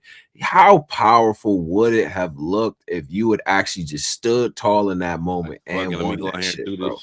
Even the people that don't fuck with Eazy would have had to give it up. Like, all right, bro. You know what I'm saying? You didn't fold under the pressure or whatever the case might have been, right? And even in the second venue, if you get that shit done based on that environment, especially after Cortez and Reed did what they did, man, that shit would have been dope. You know what I'm saying? The one thing I can I just say something real quick, bro? Like just on some real nigga shit, bro. Like, and this goes for all you battle rappers, man. You niggas ain't Tupac, man. Nobody want to kill y'all for real, bro. Like, we gotta stop acting like, you know what I'm saying? Like, we gotta stop acting like y'all Marcus Garvey and Malcolm X, man. Nobody wants to murder y'all, bro. We just want to see y'all rap well and sell us the car. Y'all sold us the car, bro. Just rap and go home and count your bread, bro. It's cold as fuck outside. This ain't even like this is like you really got to be upset with people in this weather. It was cold as a motherfucker in Philadelphia, bro. No way. People was out there to see battles, bro. It's a Saturday. Like, what are we doing? I don't know. How do you So how do you feel about the audio? I ain't got another thing that was bothering me about this battle. The mics for Eazy and Eazy knew how to turn a little bit so you could hear his voice better. But Cassidy mic, man, his fault. Like that shit was going in it. Like pause. Yeah. The mic that shit was mad staticky. Yeah, that was that tough. Just for me? Yeah. Nah, it was for me too. I noticed that as well. You know what I'm saying? But Eazy kind of knew how to maneuver a little bit because that's just from doing the battle shit. Like you watch the battlers kind of fidget with the microphones and shit because it's like, all right, especially you got a certain type of shirt on or whatever. Like, like, all right, I'm gonna have to wear the shit over here or whatever, and then like turning to the camera helps too. I don't know, bro. It's all types of shit. Yeah, because the camera has a mic by it too. So. Exactly. So that's just like some weird nuance or whatever. So, all right. Just some, any other thoughts on this Cassidy?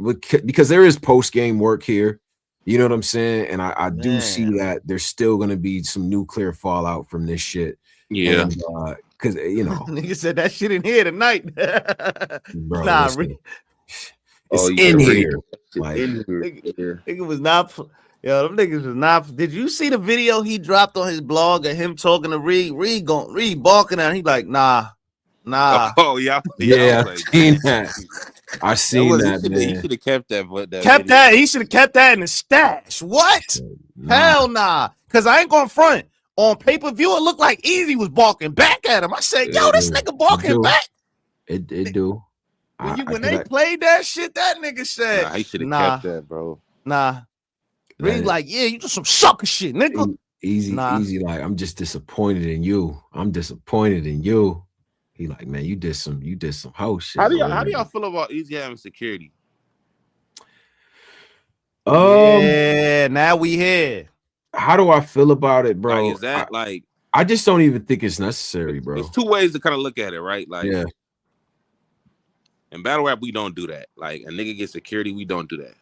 Sure. Like, a nigga put on with security, like you talk all the street shit, you got security.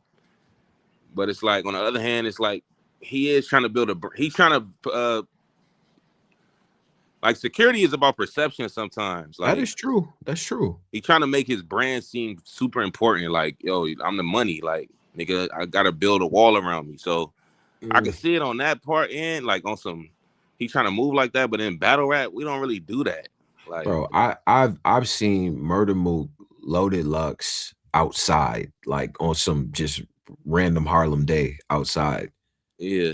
It was them and like two of their homies, like what amongst the people taking pictures. And I've been with Rex walking down the street on like 112th.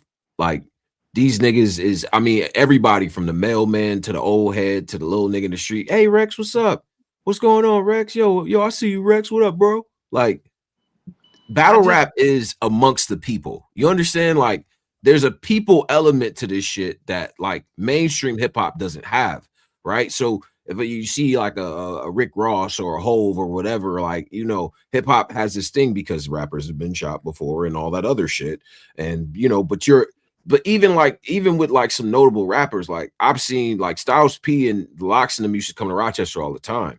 Them niggas that hang out on Genesee with like just them amongst the people. You know what I'm saying? They obviously with they niggas, but ain't no security type niggas in the vest that say security with them. You know what I'm saying? They homies that they might have gave a job to. Yeah, like I think in battle rap it kind of works the opposite because battle rap is amongst the people. Like when people go to the events, part of the beauty of a battle rap event is you could be at the shit and you seeing and you a fan and you know from somewhere that don't normally, you from Nebraska, battle rap don't be out there, so you come to New York and you like, oh shit, Miss Hustle right there. Oh, let me get a picture with Jazz. Oh shit. Like I'm watching you watching the battle and you might have motherfucking Marv one standing right next to you. Yo, what up, bro? Like, you know what I'm saying? That's the camaraderie of battle rap. You see what I'm saying? So when you do the security shit or you try to separate yourself from it, it's almost like, damn, like who does this nigga think he is type shit. I think that's the perception amongst the fans. You know what I'm saying? Of like, damn, son, like, you know what I mean? Like, you know, but then again, though, to your point, if it's people that really want to do shit to Eazy, though, you know what I'm saying? Can I blame him for taking precaution against shit like that? Like, but it's you like, know, this is the thing about the perception, though. Like, Geechee don't got the security. He got 100 niggas from Nutty Block with him that come to events. Yeah. So it's like, that's the security, nigga. Like the people that I'm rapping about, right? That's my security, the homies. Yeah. Through Surf, like he coming in with 1,000 niggas from 6-0. Right. That's the security. Like, right. So a nigga to have actual higher security and still be like talking in street shit, it don't resonate in battle rap. Like it don't fit right. It don't fit the narrative of what we doing this shit. Like, right. Yeah, it's like what Poe said. Like if you all these niggas we talk about that talk all this street shit, when they pull up, they pulling up with the street shit. You feel me? Like with their people, they're pulling up with that. Like somebody talking crazy street shit, then pulling up with like actual, like real, like you could tell they got an agency, a booking fee, all of that type of security. That's I don't know, man. That's weird. That's weird, bro. I think the and by the way, I see your comment in here. I feel like you're not hearing my point. This one guy, this one dude that's really like, just listen to what I'm saying here.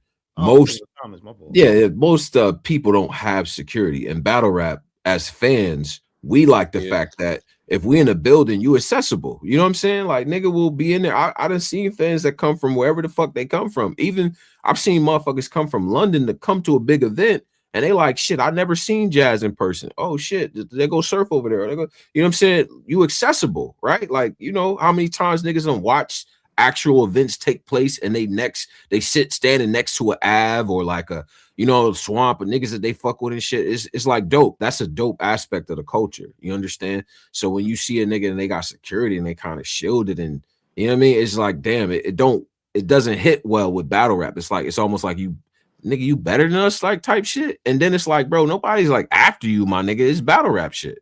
You know what I'm saying? And like respectfully, like, you know what I'm saying? Like that level of security is usually like, it's like what you just said. It's like, yo, this battle rap, you had one incident with one person publicly, cool.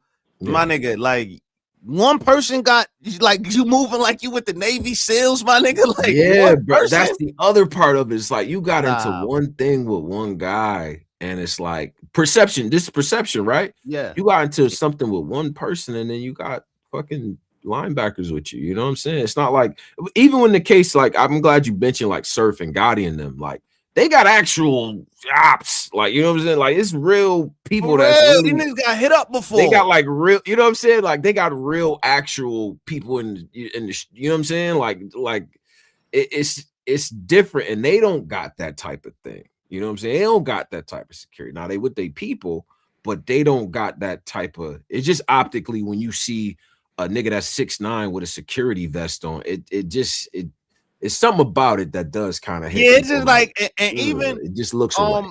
Like a lot, like what you mentioned earlier. You said you have friends that don't. It's not even in the battle rap that watch the shit. Yo, I had people literally hit me that only they seeing me post, you know, go live, talk about it, so they watching it. They like, yo, I swear to God, oh my, I'm put this. Somebody said, yo, is that normal for a battle rapper to have all the security? When did they start doing that? Somebody literally asked me that. Like, when did they start doing that? Like, that's normal now. Like, cause you know, somebody that just tapped into battle rap years ago, and they asked me like, is that normal now? And I'm like, yo, man, it's a new era. Right. Well, and people making this point, and this is something that people have brought up as well, is that Cassidy has security with him. Yeah, street niggas with him. This is what I need y'all to understand though. Like when if Cassidy got security with him, all right, he got security with him. Now it's just optics wise, as opposed to a nigga with 3 linebackers that have on vests that say security on them. You know what I'm saying? Like it's like it just don't. The optics is crazy. Like the optics. Like, I ain't going front. I'm not saying he like this. I'm not comparing them for no ratting or nothing. But I'm saying when Tekashi 6ix9ine used to troll niggas and talk all that shit, then pull up the venues with these big ass 6ix9ine security guards in the like that just kind of felt like that. Like nigga just trolling people online, bashing people. Granted, they bashing him back. He going back and forth, but still, then you show up with like that just look crazy, son. Like them niggas is big as fuck. Industry guys get shot though. You know what I'm saying? Like industry, and like people, even like a 6ix9ine or like a, you know, like just a notable rapper or whatever, right? Like we done seen high profile motherfuckers like get, you know what I mean, like getting the shit that really risked niggas freedom and got niggas shot and all this other type of shit. So I feel like we playing with a different deck of cards with that. I feel like in battle rap in general, it's really not on that type of time. Even the most intense type of rivalries don't really even be like that. You know what I'm saying? You got your crew, they got their crew. Usually niggas stay away from each other. It don't even really be that. You know what I'm saying? Unless the main person is on that shit. You know what I mean? Don't got facts. You been in here, Ehav glazing Jesus. Like Surf don't got like police security. I met Surf security. It's all, you know what I mean? Like, they ain't them not regular security guards. Trust me.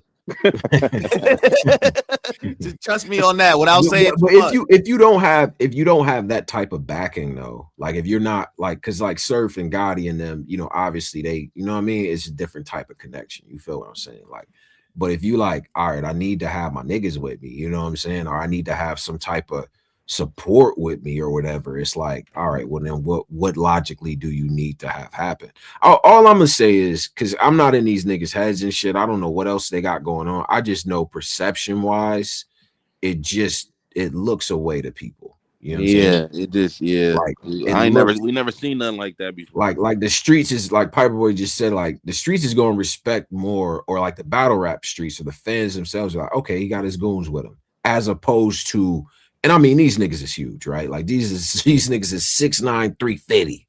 You feel me? Like it just the optics of battle rap for the people that don't understand, that might have just heard battle rap today for the first time and just stumbled across this radio station. It's just the optics is in battle rap. You know, we are accustomed to seeing battle rappers with street security, with the homies they rap about, with the stuff they rap about, That's what we're accustomed to seeing. So not saying it's wrong, but it's something we got to get used to seeing, because we are not used to seeing big ass security guards with security jackets, bulletproof vests on, with the ACG boots on, combat tucked into the boots. Like that dumb was real security, my nigga. Like, so whatever Pap hit that nigga with, Jesus Christ. see what he doing? See what Poe's doing? Because like, bro, if a nigga, I didn't had to squabble with niggas shit that happened to me before. Right. I had no. Like, why would a nigga need that much? Like, what did Pap do? I need to see that footage. It's no reason to have niggas that big around you, dog. See, and what Pose is hitting at is where the perception starts to come in. Like, damn, son, it was that bad, right? People are gonna immediately connect to that. Now, there could very well be other shit going on, you know, but people are going to. But battle rap is.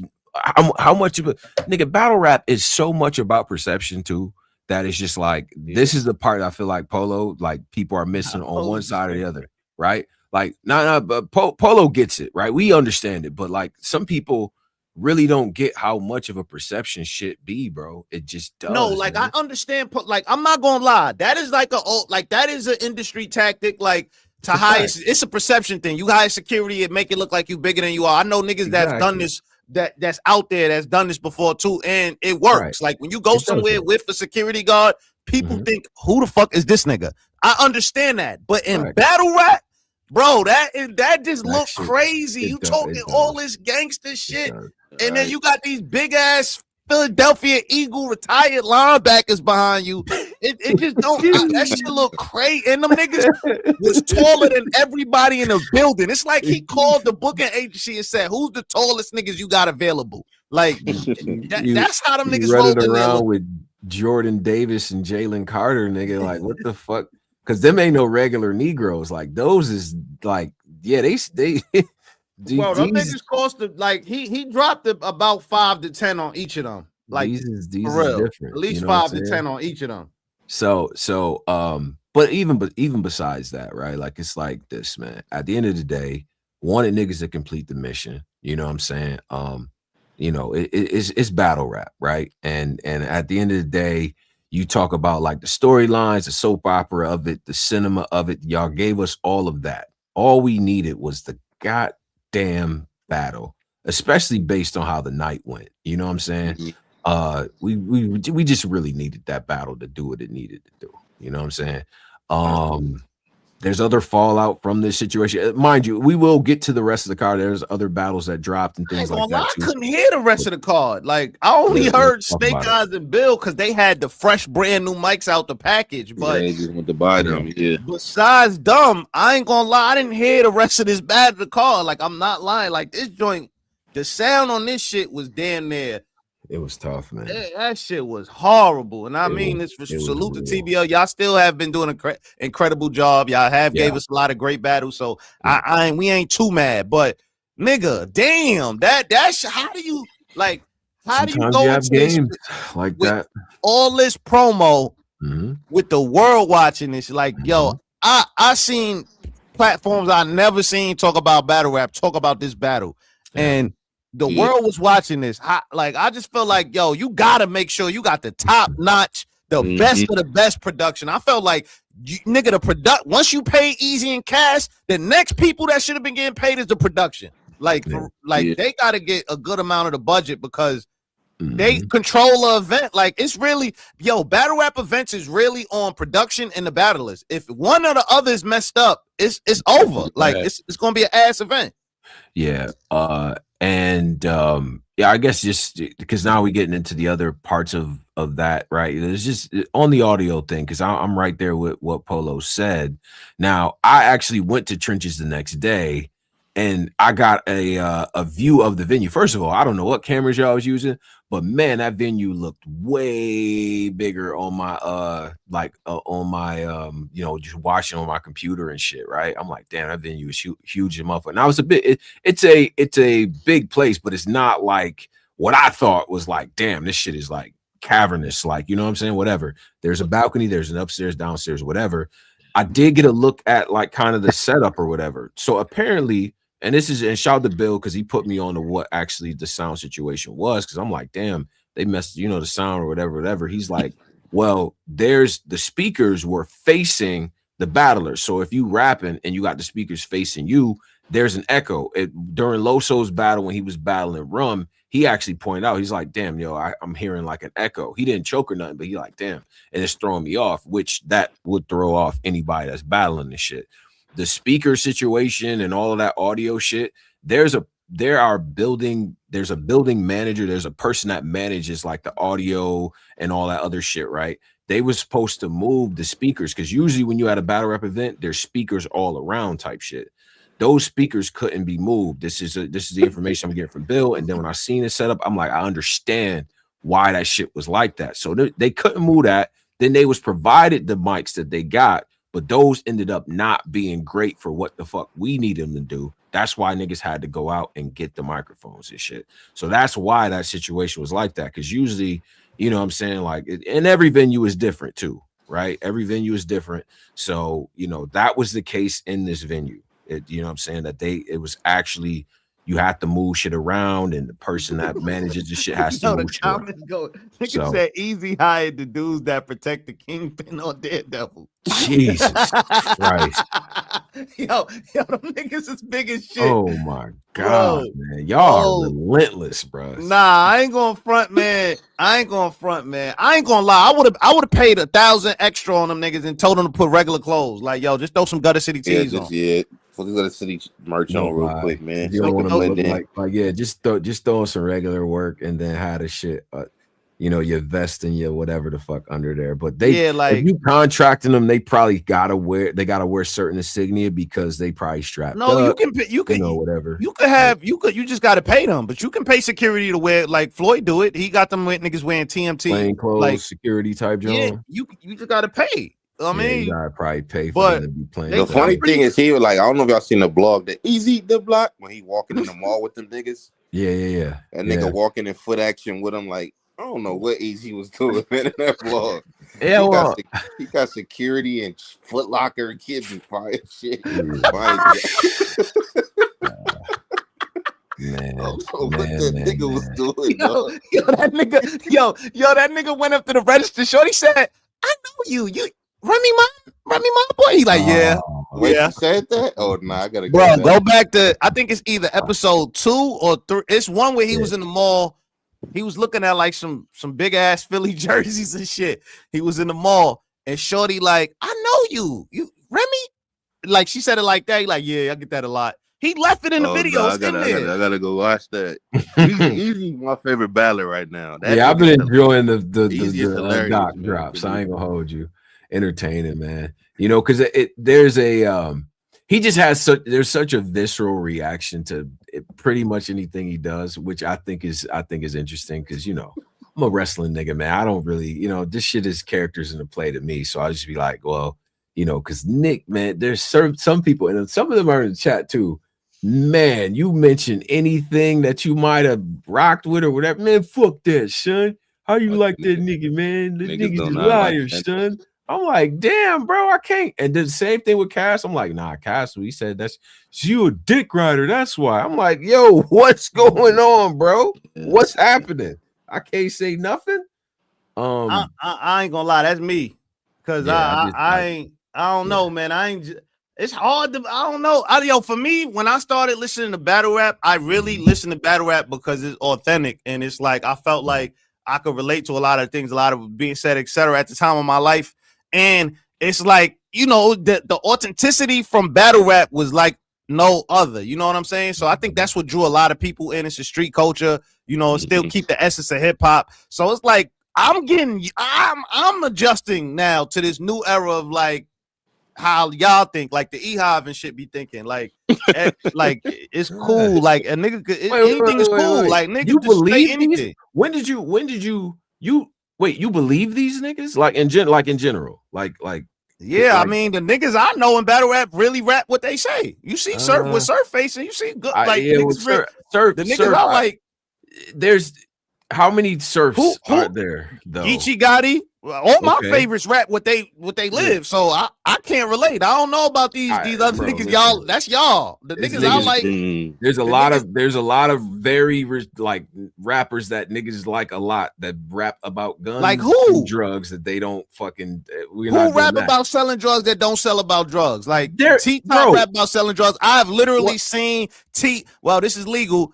Weed is legal. Making stores right now. What's happening? I've literally seen my nigga T-Top hand me a quarter, bro. A quarter a buck. Yo, this for you. Take that. Maker in stores. Right. So like any nigga, like any you go down the name Geechee. He rap what he rap. Like what name? Surf. You know, bro, goods what goods. Like any rapper I like, they rap what they rap. So I'm used to that. I'm not used to liking a nigga just because he put shit on rap, but he really don't live that life. I'm not really used to that. So I gotta get okay. All I'm gonna say is this, right? If I personally wasn't there for shit, I'd be like, okay, this nigga sound like that's probably what he did. Or if I ain't never had a conversation with a nigga or whatever the case might be, it's like, okay, so what he rap about? But like some of this shit, you know, nigga, it's battle rap. So you gonna put some. You got a gun that's going to reload with the shells that came out of him, or you got enough crack to do this, or I had a crack rock so big we had to carry it home and all this. So obviously, man, it's hyperbole, man. My man like that, man. Whatever. Like I'm just saying, bro. Yo, bro, there's one nigga that said he mentioned so many weapons, and I'm thinking in my head because I don't, go to the gun range and shit like that. I'm like, he has 250 pounds of ammunition. This nigga shit. He had a Drake. He had some shit with a scope. He had a kickstand. He had a Gatling gun and a revolver. Where are you going with that shit? Who are you going to kill with that shit you like though? I don't like that shit. That's not the point. What I'm trying to say is, nigga, I don't like this shit is a lot of this shit is hyperbole. It is. It's fucking okay. The niggas you listen to, yes, based on a true story, but nigga, I don't be tripping off of like if a nigga you rapping about selling crack and shit like that. All right, okay, that's so you don't care if a nigga rap about selling crack that never sold crack. You don't care. I'm saying I don't believe most shit, right? Like because nigga, if I wasn't really there for it, I don't.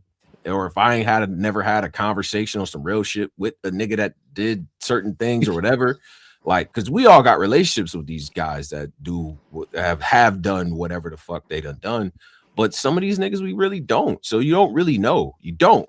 You know what I'm saying? I'm listening to the shit. I'm trying to see how nigga putting shit together and doing what they doing because it just is what it is. Let me ask you a question. What made you been a professional battle rapper for the last 15 years and you done got your shit together? You got your cars, you done got your shit. Like, I don't expect you to be I don't expect the nigga to be going hand in hand now. You a successful battler and an entertainer worldwide, nigga. You done been all across the world with this rap. Nigga locked up right now at the top. Why would I expect you to be going hand to hand on the block right now? I don't expect that. We just, you don't expect that, but it's unfortunate. It's the harsh reality of the truth. Like, nigga, sometimes people is really doing that. We just seen Surf get knocked, and Surf was at the top of his career. And I don't think everybody's like Surf though. But my point is, if you could point out one, you could point out two. That's all I'm saying. I think Surf ain't like the only person that got charged. Surf ain't the only person that been away. Like it is. I feel like we are taking away believability just to make us like lyrics more, and it's like, nah, we can't do that. Like believability still means something. Like, and it's a lot of people that it still means something to. I mean, it means something to you. I just tend not. Yeah, that's why I said we like two different rappers. You like some pen niggas and all that made up shit. I don't like that. That's not. I never liked that. That's never been my lane. So you're just saying anything now. I'm saying I don't believe niggas anyway. Bro, I believe Tom, you a big Danger Zone fan. Unless I know what a nigga's on. Why would I, bro? If I'm listening to, okay, for instance, I like Rome Streets, right? He talks about a lot of shit. I like Stove God Cooks. They talk about a lot of shit. This believable, like, do I believe that niggas was doing X, Y? Like, it's like, all right, well, he's painting a picture about a certain lifestyle, nigga. But if I wasn't there, I don't know the nigga personally, so how far am I gonna take that shit? You know You know because what I'm saying? when Like, you listen to the raps and you hear what he's saying, some shit sound something. When you listen to the rap and you hear his story, that's the part of liking the artist, and you get to know his story and you get to know his background, and then you understand. Okay, he really came from that. This way he from. He from Nutty Block. Oh, this way he from. He from over here. That's the point of believability. Here's the thing, though. I've been to Nutty Block, right? So I can hear what Geechee talking about, and I know it's like, okay, that was party. That's really what it is, type shit. Okay, I can't say that for everybody. I ain't been everybody's shit, but that don't stop me from not fucking with what a nigga putting together. I'm like, okay, he's a good rapper. You know what I'm saying? So it's just like, all right. My thing is this though, like we in this, but my thing is, all I'm saying is, why not just live your truth? Why not just rap your truth? Like, I agree with that. So I'm not into like all like again. That's why battle rap is battle rap. Like it's fans that like just the lyrics and they don't care if the person do it or not. And then it's fans that nigga, like if he rapping that, I want to know he about that. Like for instance, I always say the believability shit works like a couple different ways, right? Like if a nigga is a nerd rapping about nerdy shit, okay, I believe you. This is what you represent. Okay, cool. But it be niggas, you done heard the Sharones of the world, and so on and so forth, talk about shooting people. You done heard that. And always a sarcastic. Not only, hold on. Not only have they said these things, they've said it in front of a bunch of street niggas who've reacted to it. So this believability shit is a fucking myth. Y'all go crazy about how shit be put together. Like Sharon talked about bringing a shotgun to school. But everybody's laughing because they know it's a joke. That's the point. He's a funny rapper. They're not taking Sharon serious. Battles then. These are the same niggas that be because he knows how to win battles. He knows how to rap. Believability when a nerd nigga say some believability is just one aspect of battle rap. It's still other aspects. But when it comes to street rappers, believability is one of the strongest assets for street rappers. I'm not putting Sharon. Bro, Sharon could rap about having a million guns, selling whatever. I'm not putting him in the same category as a Geechee or one of the Surf or one of the real T-Top or one of the rappers that actually rap, you know what I'm saying? What they do. Right. I'm not putting him in the same category. But if you don't believe nothing he's saying, and that's the prime of that's bro, like a nigga smack Sharon Koofy off in the battle, my nigga. Like, what are you talking about? If believability is a prime asset of this shit, like you said, why would you react to any of that? Like, why would you think that he won any of these battles when he's rapping about shit that he ain't actually done? He done shot guns and all type of shit. He know how to rebuttal. He know how to freestyle. Sharon knows how to do a lot of other hip hop stuff that can win a battle. He knows how to freestyle. He knows how to rebuttal. He's charismatic. He knows how to interact with the crowd. He got a lot of other stuff going on for him. So it's not just street shit. Like, and when he says the gun. When he says the gun bars and stuff, it's usually people laughing, followed by a laugh or some shit. Nobody's taking that serious. What are you talking about? But if you don't believe nothing he's saying anyway, why would that other shit even matter to you? You said you don't believe. No, I don't believe. No, you said that. What I said is I don't believe when niggas that talk street shit that don't do street shit. I'm not believing street shit. Sharon don't rap about street shit. Sharon is usually talking about how he richer than you, how you got fucked up credit score. He rebuttaling. He ain't always rapping about street. What you talking about? He didn't grab the 9 and the Glock and the 4 or 5 on niggas. Yes, he did. Go back. I seen a battle where nigga almost smacked Sharon Koofy off because he tried to play around with some street shit. So that's my point. I seen that too. So that's my point. Now, it's cool. Hold on. Let me cook. It's cool when you in that ring and you saying gun shit and all that shit. That shit is cool. But then when you get in the ring with a street nigga and you try that shit, it's a chance you might get smacked and that's what happened. Man, listen, bro. All I'm saying is that if believability. Yeah, I take your point. Is one metric of the shits, right? But there's niggas that are not believable. Like, they not doing none of that shit. They do all the other shit and they still win the battle. But then it's like, if the main thing is, I think this nigga is lying. If you're a believability nigga, why would you even care about those other things? Why would you even care? If you know you like, this nigga's lying. He's not going to shoot nobody. He ain't going to touch nothing. This nigga ain't about none of that. And their fans that's like that. It's like, I just don't believe, like, they're don't get me wrong. They're fans that are definitely like that. Like, this nigga, he talking about 4, 5s, and 9s. I don't believe none of that shit. So it just cancels the whole shit out for me. right? Yeah, but I don't think you're not one of those fans, are you? But you can't put Sharon in the same category as you would put a street rapper in. It's two different. That's the point of categories. You got battlers that do multis. You got battlers that rebuttal. You got street battlers. You got plug talk battlers. You got battlers that's funny. You got battlers that joke around. Like it's different lanes for this shit. So everybody got different lanes. But when you in that street lane, nigga, the main criteria that gotta check off is that believability. Sorry, I ain't make the rules, nigga. I'm sorry, but that's just how it is. When you in that column, that street column, you have to check off a believability. That's what I'm saying. No, I think that's true. But my whole thing was, if believability is the primary way that niggas is grading niggas, if that's the and that's probably not the thing for you. So let's not direct it towards you. But let's just say, I know you. Believability people, right? Because there are fans who are 100% believability. I don't believe none of that shit. Tone, turn it off, right? I got friends like that. They don't want to hear none of that shit, right? Like, turn the shit off. He's not shooting a shotgun. This nigga don't got a Drake. Turn the shit off, right? Now, but you also got people that's like, you know what?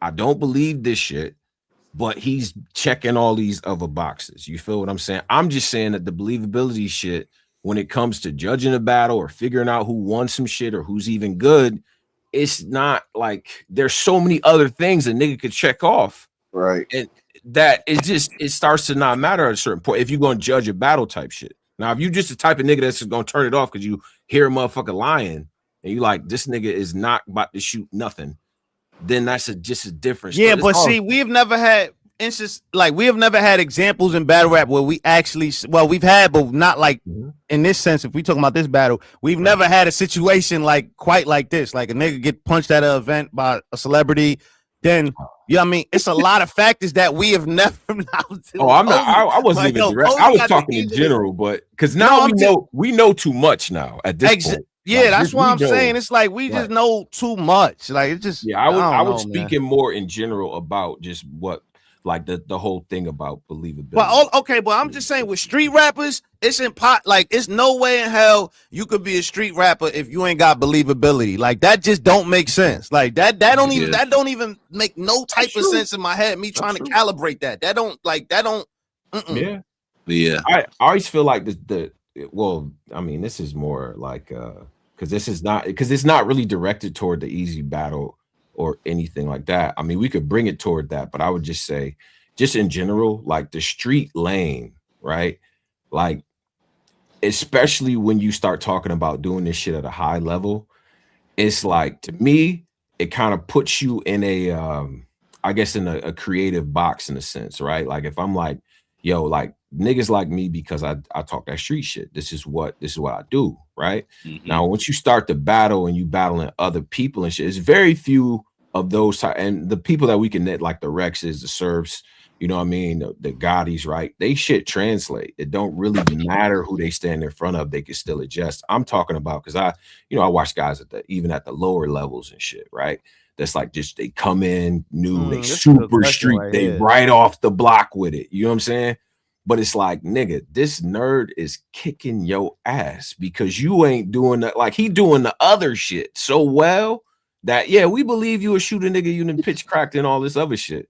But this other dude he's cooking you right now on other types of things. That's all I'm saying. It's some street rappers that just never was like, you know what I mean? Being street, it don't really like you still need the other shit though, is what I'm trying to say.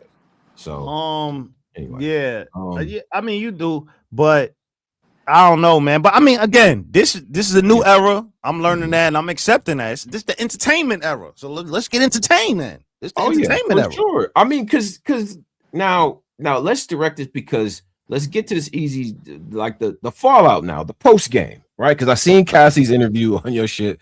Fire. This is fucking hilarious. We got blogs, we got interviews from both. And then there was something else that came out that just absolutely like that was, I was not expecting that. And I do got some questions for y'all brothers, man.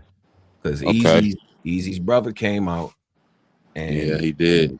And his reason for I think it was with the hood blogger, the guy that does the joint in Philadelphia, right? He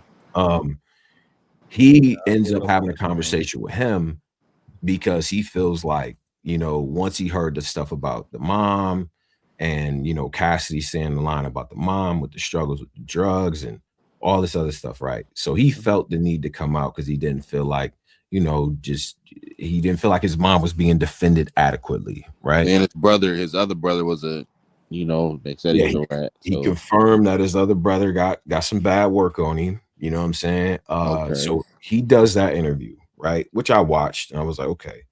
But then Eazy responds to it. You know what I'm saying? Basically saying his side and how he don't really rock with. He did call him a bitch ass nigga too. A bitch ass brother. Called him a, you know what I'm saying? Called him a leech essentially as well, and pointed out some jealousy and things like that. So then the brother does another blog and he starts to go in. He went crazy. Polo, I know you did the watch on that as well. And that's why I'm like, damn, like I now truly, to be honest with you, bro, I've never seen, like, if we stack up all this shit, the fact that you got the city that's against you, the legends that's not fucking with you, you know what I mean? The new guys that was on the platform not rocking with you, you know what I'm saying? Like you now you add to that your brother.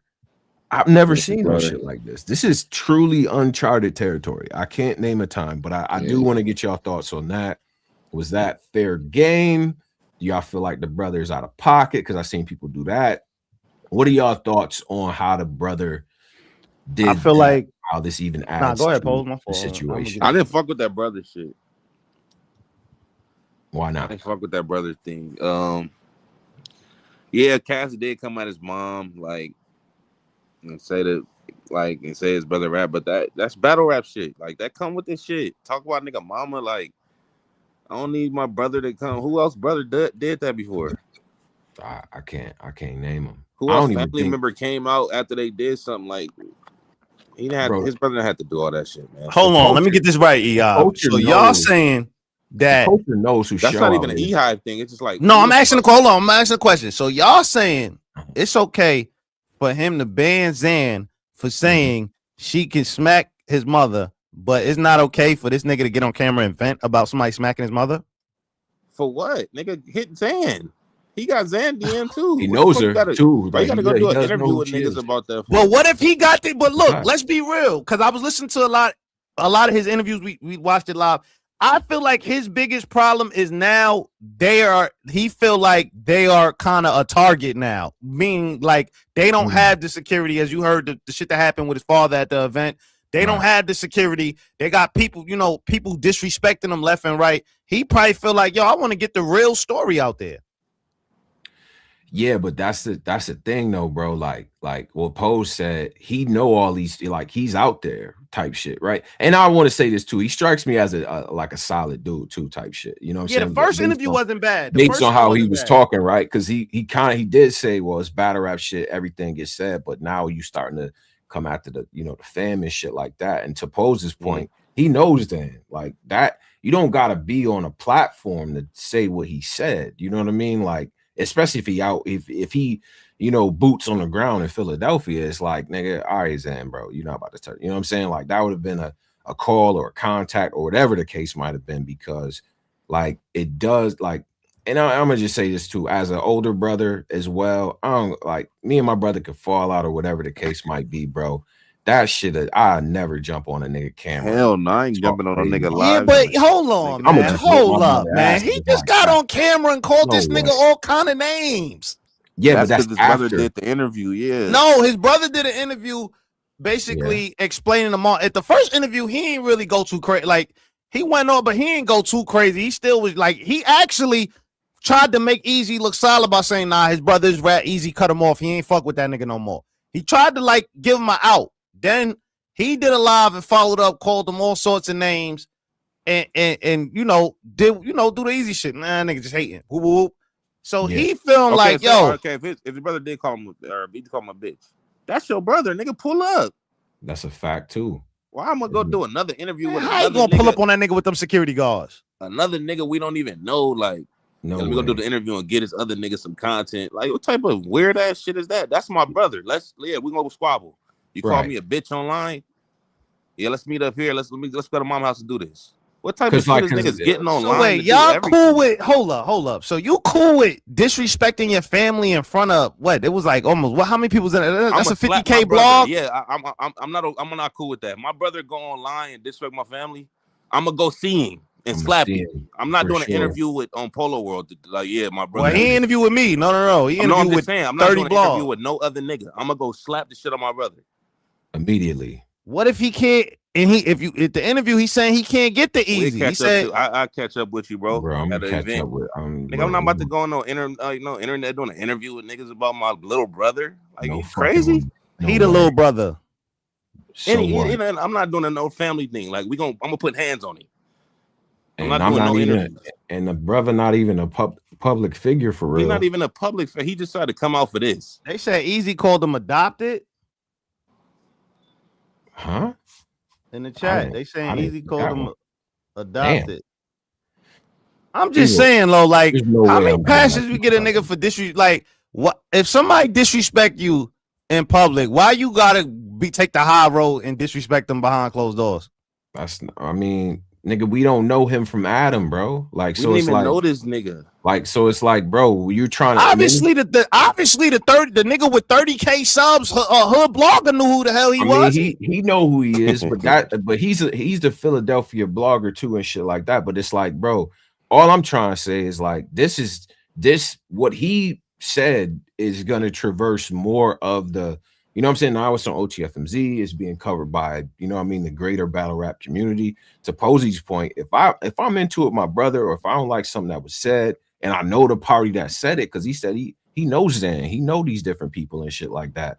Like, I'm gonna take that shit up with them, especially if I know them and we in the same city type shit. Okay, I don't gotta be on Front Street with that, especially not with my personal family situation, and I'm really not even a character in the movie for real, in the battle rap, you know what I'm saying, lexicon. I ain't even it's like I'm doing shit for attention. Like, it do look it started to look kind of like, well, hold on, let me hold up real quick. So you got Cassidy, a platinum selling artist that's known not just in battle rap. Joe Budden called that nigga the Eddie Murphy of battle rap, but that nigga is known all over.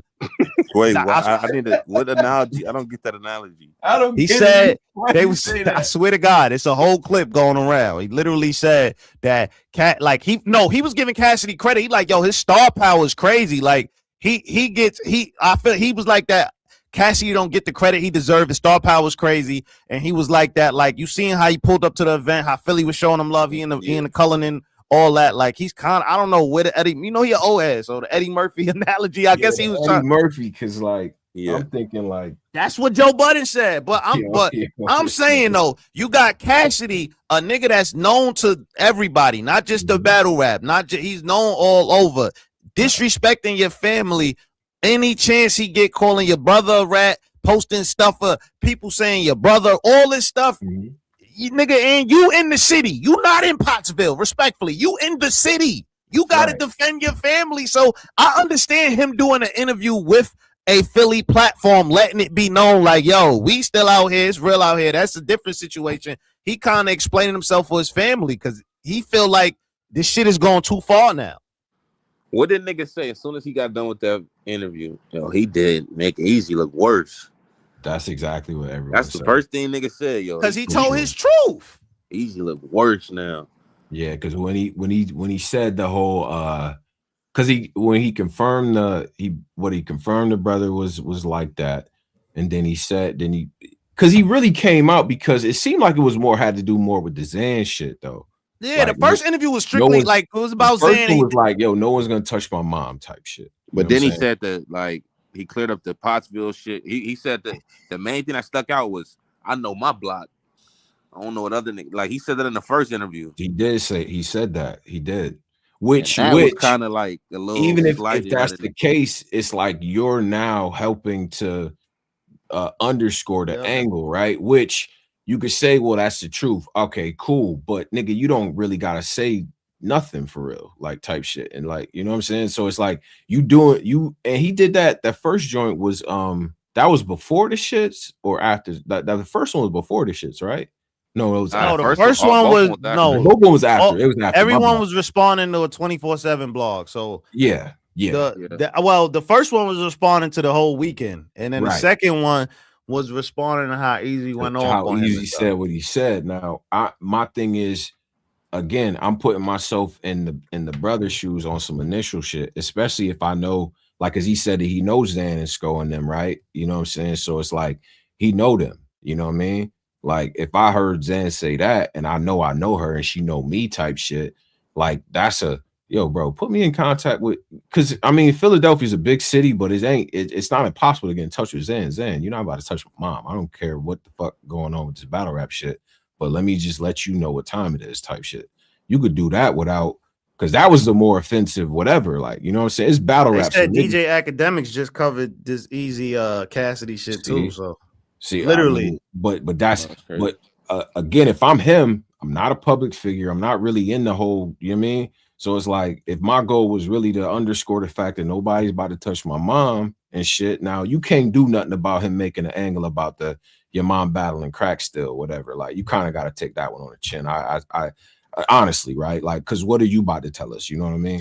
But my mom's safety and people trying to put their hands on my mom, I can handle that behind closed doors, because I know exactly who said it, and we know each other. So yo, call somebody, whatever the case might be, and yo, nobody's about to touch my mom. You know what I'm saying? You don't have to be on a blog to do that. You don't have to. You know what I'm saying? Yeah, but again, like we said before, this is a different era. It's a different time. This ain't the time. Like, you know, niggas feel like if they get disrespected in public, nigga, we airing everything out in public. We just seen that last, you know. So we know how this shit go. So I mean, granted, would I've ever aired out my family member online? That's, I know it's capping that I was a security guard for and all that, or allegedly what he's saying. No, I wouldn't have did that, but I could understand it. Like, nigga, Cassidy got that stove turned all the way up. Like, I told y'all this on the radio show before that, and y'all tried to e-hive me. I told y'all, I said, man, this you making shit up now. Don't, bro, what? I didn't say that this weekend the shit niggas gonna come out looking crazy. Did I not say that on the last radio show? You ain't predict that this shit was gonna happen, bro. Of course I ain't predict this. I didn't even know this nigga had a brother. I'm being real. I didn't know that shit either. And I still shouldn't know. Low key, but nigga, why did I didn't know Eazy had a brother. Why did, like, the whole documentary, the first documentary, kind of cooked it, because it's like, why are you bringing these people into this shit? Like, we don't, like, nigga. And that's what we said. That's the one thing I didn't like about, because I knew that this was going, once you start bringing family into, like, your personal, there it is. It become everybody in the family business, whether you like it or not. That's just how shit go. So I felt like once he put his family on the first one and all his family and stuff like that, I felt like that opened the door for a lot. You know what I'm saying? Let's take a quick survey, right? Because you hit the nail on the head, right? If you put yourself in the shoes of Eazy's brother, right, with this whole situation be what it is, and your brother is in the frying pan like this, right? He's under pressure like this, and the family's being implicated, the mom is being, you know what I'm saying? All this shit is happening. Are you personally, and I'm talking to all the people that's in here, right? Are you coming out and jumping on the blog, whether it's Polo World, Piper Boy, Hood Blogger, whatever the fuck?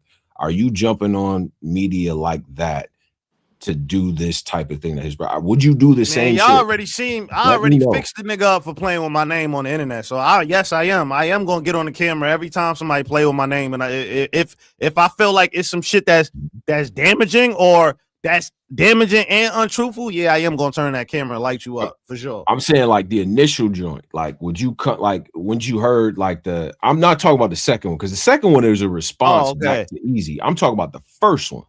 The first one that he did. If I'm in the city, done that.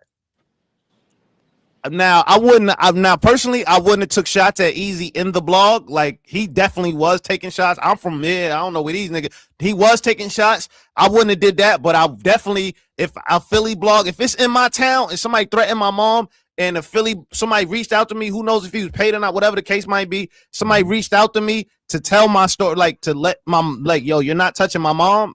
Yeah, I'll probably get on live. I would do that. Well, I know the people though, like the niggas that said they're gonna touch my mom. I know them niggas.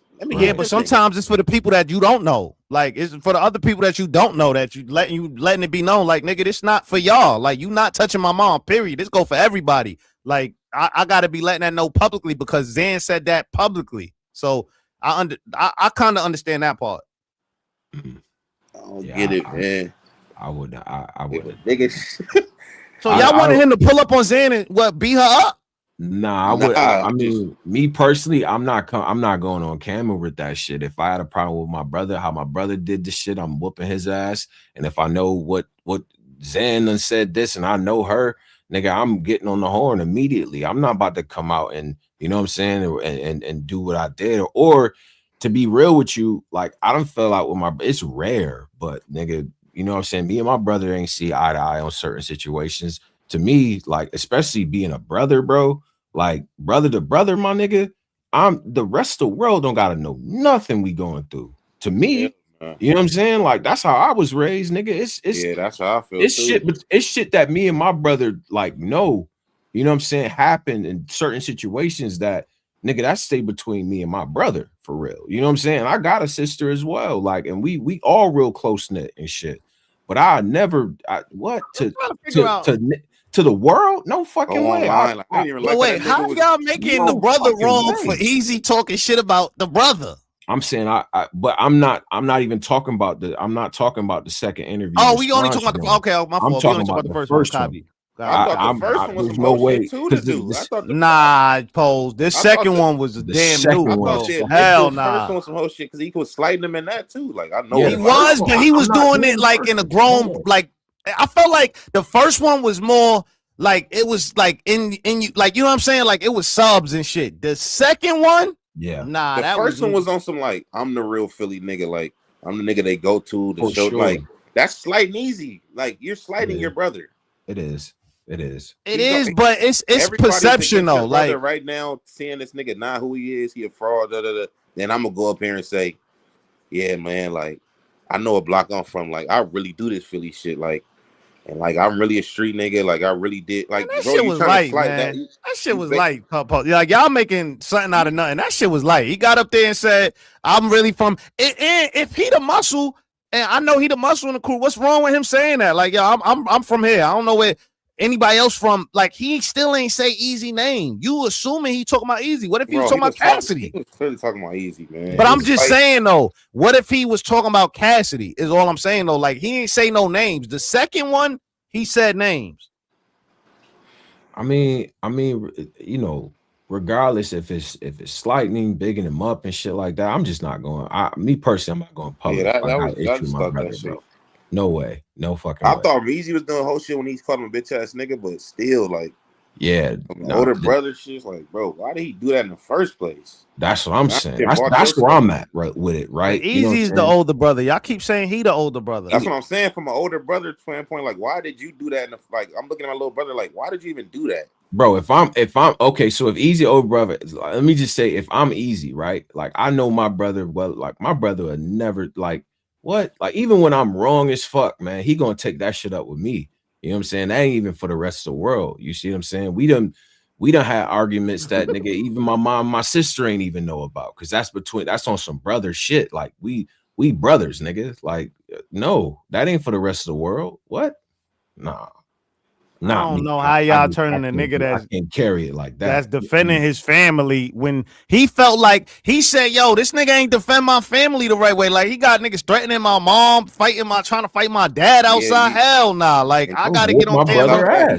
He got but what, it ain't about him. He letting it be known to the people that he can't touch. Yo, y'all not playing with my mother. Like, y'all not playing with my family. What's wrong with that? Zan. He was talking about Zan, right?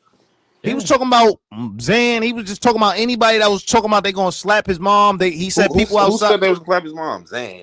And he said, and then on top of that, he said he had Zan's number. He knew Zan, so that's the person he got to contact. Yeah, but Zan. Okay, but my point is, if he felt like he doing an interview to defend his family right now is in Philly. He felt like Cassidy got his family looking crazy. Hold up. His role in the family is the protector, according to him. So. What's wrong with him doing that? Like, I don't get what's wrong with him going on camera and saying, like, y'all not about to smack my mom. What's wrong with that? I don't know. That's just weird to me, man. He just made it all worse. Made this shit all. That's what I'm saying. Put his brother. And then it's like you kind of involved your family in this when you did the doc. You kind of put them in the crosshair. Like you brought them, and you in the middle of a war with Cassidy. Cassidy ain't premiering his family. Cassidy ain't showing what his kids look like. His wife, he ain't, even when Eazy said the tranny stuff. Cassidy ain't try to overprove and post a picture of his wife. He ain't try to prove none of that. So why are you? That's all I'm saying.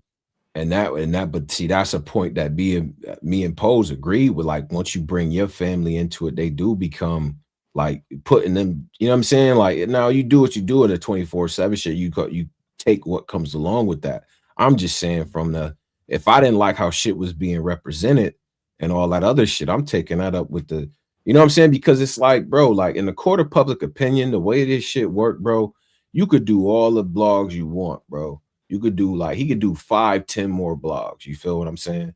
The niggas that form opinions is gonna form opinions regardless. You know what I'm saying? It's people that still seen the second one, and even after the first one, they still feel like, well, damn, like, nah, bro. You know what I'm saying? Like, I don't think that solves the idea of niggas trying to feel a certain way. Only thing you control is right there in front of you. Like, your brother, your blood brother, and the person that you know said what they said. Once you check whatever that is, then it is what it is, man. It's the court of public opinion. You feel me? Like, this, your brother's a public figure, but at the end of the day, I'm gonna handle that shit with my brother, bro. That's just how I just can't see it no other way, bro. You know what I'm saying? And him and his brother, that relationship got to be done though. Like, no, he said it's done. His brother went up there talking crazy. He said he's a weirdo and all. Yeah, the second one. The second one was crazy. He called him a weirdo. Yeah. We didn't like how you're not from Philly. He violated him. But that was supposed to be fair. That was in response to how Eazy carried it after the fact. But I think I get it why he was like that, but he shouldn't have jumped out there in the first place, is how I feel. Yeah, I don't know. I understand, like, you know what I'm saying, like how everybody react to disrespecting niggas' mothers differently. Like, you know what I'm saying? Like, some people niggas. If somebody disrespect my mom and I got their number, I know Zen. Let me contact Zen. What you talking about? You can put your hand on my mama. I'm not doing a blog. I ain't calling you. That's mad incriminating. I'm just see you, or I'm gonna get. That too. I'm not doing a blog. The main point. I'm not going on doing an interview. No way. I'm not calling you either. Though, see you or like where you at? I'm not. All I'm saying is that it's nothing wrong with him getting on camera saying nobody smacking my mom. Like, that's his mother. Already said that before. No, nobody smacking my mom. He ain't say that on camera. Who said that? Eazy said that on camera. Nobody smacking my mama. He did. Man, he felt like that shit. He felt like that weekend was a highly disrespectful weekend to his family, and he felt like he needed to say something. He felt like it wasn't enough. Behind the scenes, his family is talking. He needed, like, he. So that's what we're gonna do now. Have niggas, brothers and mamas coming out doing this type of shit when they do it when they have a battle. If you're gonna involve them in the blog or your first premiere blog, you're gonna involve your family in some battle rap shit. I mean, it's gonna happen. Man, this shit they turn to some TMZ. Nigga doing a vlog with a nigga brother. Like, that's crazy, dog. Nigga doing an interview with a nigga brother. Like, yeah, they talking shit about my mama. They was gonna slap him. Like, bro, when have I'm just sitting here trying to imagine a scenario where I feel like I have to, like, I'm a whoop. What? Like, yo, bro, what? I'm hitting my bro. And I'm figuring out what the fuck is going on. Like, there's just no way I'm sharing that with the world, though, bro. You know what I'm saying? Like, obviously, look, everybody's relationship with their family is different. That's my what brother I was about to is say, like too. That's exactly what I was about to say. My brother is we're 2 years apart. That's my best friend in the universe, my nigga. I would never do that. No fuck, and he would never do that to me, ever. You know how much shit done happened in these 10, 12 years we done been a part of shit. He might call me like, damn, Tone, niggas got you under pressure. Why y'all acting like we don't know this a phone era though? Like, we just watched Pap and Rem kill each other on IG Live for a month straight. Like, this a phone era. Like, why is niggas acting so righteous now? Like, nigga, we know how this shit go. It don't matter who it is, what it is. Once a nigga turn that camera on, he liable to say anything. Like, this the era we in. But this what I'm saying, like, Pap and Remy, they celebrities, right? So at some point they was gonna have to do that shit publicly. A nigga like the first thing his brother said when he got on the camera, I don't do this internet shit. When a nigga be saying shit like that, I don't do this internet shit. I don't really do this type of shit, interviews and this interview shit. Nigga, yes you do. You're trying to get clout from this shit now. I hate when niggas do that. I don't really do this internet shit like this. And I don't even know what to push right now. Like I don't even know how to mic up, but yeah, man, my brother, like nigga, man, shut up, man. You trying to do this shit for clout, man. Yeah. You did not have to do it. If you had a problem with what Zan said, you could have got at Zan. Yeah. I'm not blaming a nigga, like, you know what I'm saying? Like, I lost my mother, so I know, you know what I mean? What if like that shit different? Somebody threatening your mom, I don't know how I would react. So I'm not blaming. Maybe he made a mistake, yeah. But why didn't okay, so let me ask you a question. When he did that blog, how come Eazy ain't call him after the blog, and how come they didn't get on the phone? How come Eazy ain't call him? After he did. I don't know. I don't know what happened after, bro. Yeah, I don't know. I'm saying though, because y'all saying you would have called them before. So why wasn't a call made after that first blog? After they blogged after they got their first round of blogs, that he responded over the weekend. He did that interview. You saying that he was wrong for doing that interview? He should have called Eazy. Okay, after he did that interview, how come Eazy ain't call him before he jumped on live? What about this one, Polo? Nah. Answer that question. I have to do this though, because this is a better point.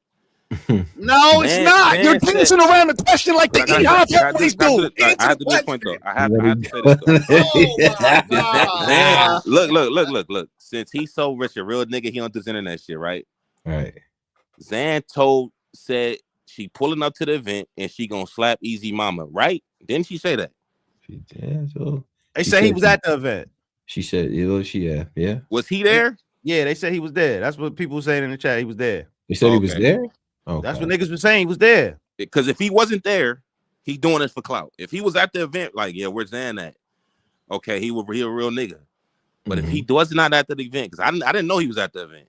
I didn't know that he was not at the event. That's what they said. I can't. That's what they were saying in the when I was watching it earlier. There was a lot of people saying that he was at the event. So I can't. It was Philly people in there in my chat. I don't know. I don't know shit about. I can't confirm it, but that's what they were saying. If he was that passionate about it, he should have been at the event to talk to Zan. And what if he wasn't allowed? Nigga, we just heard this nigga ban 40 people. Wasn't allowed. What got to do with Zan? What did that? Zan was outside. She was banned too. She was. You wasn't her on the sidewalk. Y'all, what y'all thought? She waited outside once she was banned. Like you thought she was just chilling outside. She did a whole blog outside. Did like 4 blogs out there. Yeah. All I'm saying is, go back to my question. Okay, that's cool. That little point, I don't even know how that correlated to this, but no, that just meant like it was no reason to do a blog. Like if you was so after he did his blog, how come Eazy as the big brother didn't call him and say, "Yo, what you doing, little bro?" Yeah, it get quiet. Y'all can hear a pencil. That's a good question. That's a good point. He should have called him. So is he wrong? So is he also wrong for then? I'm just asking. So the little bro do that. He ain't call him, and he get on live and call him a big bro. I mean, whatever. Bitches, no, all type of names, all that. Shit that Eazy did. He should have never went online to go back at his brother. Like exactly. That was. He should have just tried to like, man, you did. Why are you doing this? Hit him up. Like I agree with that. Like all I'm saying is they both are wrong. So it's like we can't put say one nigga is wrong without saying the other person because they both kind of was wrong. You can't equate them because no response happens if the nigga don't get on the shit. If he don't get on, if he don't go on in the first place. Oh man. If you was he only went on camera to tell a story about his mom. He didn't take no shots. He ain't call Eazy out his name that first one. He just said, I know where I'm from. I really do it like, and I'm a real but that's light shit. You're trying to the whole narrative about that's light shit, my nigga. That's ego right there. You hear that and get offended, that's ego, bro. But the whole narrative around what's the narrative around this battle? Eazy ain't not who he says. He's from Pottsville. He's not a Philly nigga. He's not his brother. Come on there. Talk about Eazy moved in us. He was 10. I'm really a street nigga. I know where I'm from. You're fighting your brother, man. But my point is, okay, after he did that, how come? But my point still remained. Like y'all said, once he seen the shit happen, whatever. If he felt that way, he should have called Eazy. How come Eazy didn't call him and say, "Yo, why did he do it?" I'm agreeing with you. Why did Eazy not call him? But why did you do it? No, that's the main point, nigga. Like you trying to skip over that. Why did you do it? Why did you do this? Why did you go up there and talk to them people, man? Fucking tears. Oh my god! All I'll say, this is crazy. This might be planned, man. I don't know, man. Yeah, bro, I don't know, bro. This is I ain't going front, man. This is that second interview though. That's he tried to lift Eazy. I'm like, damn, that was fucking brutal. Yo, he was naming. He like he was in jail, nigga on the phone, like yo, that was crazy. He said the makeup shit. He put makeup. My sister had it. Like I'm like, damn. Oh man, damn son. That was the worst. Yeah, I just go back to the. It's honestly, I'm listening to it, and I'm just like trying to correlate it to. There's no multiverse, or me and my brother would be doing this shit online, bro.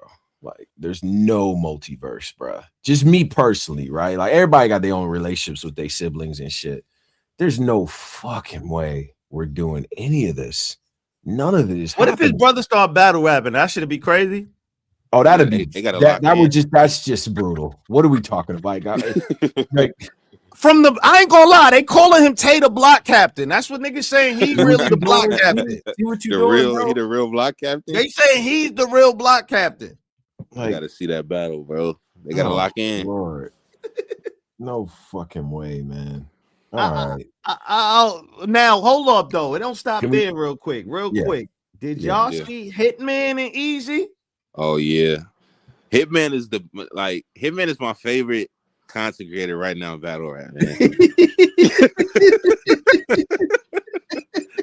Hitman might be the best. It's funny because you could be a legendary like battler, but then when it comes to like doing the content, like Hitman is just, there's so many things that he does that are like, first of all, everyone who makes content knows, bro, you can't run the content and like be kind of a like you can't allow the comments to overly force the narratives that you try to make, because everybody goes live and you might see the glimpse of the comments and maybe just to get the temperature of what's going on, bro. But Hitman is literally turning up in real time to that troll shit comments, is fire, bro. And he read the super chat. Hitman, shut your bald headed ass up. Fuck you. Nigga, I really do something, nigga. He'll read that shit. That shit when he was shadow boxing, very bro. slow too. Hitman, you a bitch. Shut your bald headed ass up. Nigga, pull up. Nigga, matter of fact. I'm like, Hitman, stop doing this. Stop reading them comments, man. He is posting this from Alaska. This dude doesn't like, bro, like what? This dude got a Goku Abby calling you a bitch ass nigga, bro. Like, chill. This is what this world is, man. Right. Like, what's going on, bro? When Hitman started shadow boxing, I said, "Oh no, what? How do we get here? How do we get here?" Nah, Hitman, my favorite battle blogger, man. Man. Fire, fucking hilarious. Yeah, how do y'all feel about the whole him going off on Eazy and all that? Real quick before we gotta go through these joints. I mean, I didn't think when I first watched it, just in a vacuum, I didn't think what he said was like super like out of the ordinary in terms of like. He like, bro, they kind of playing with you a little too much and shit like that, you know.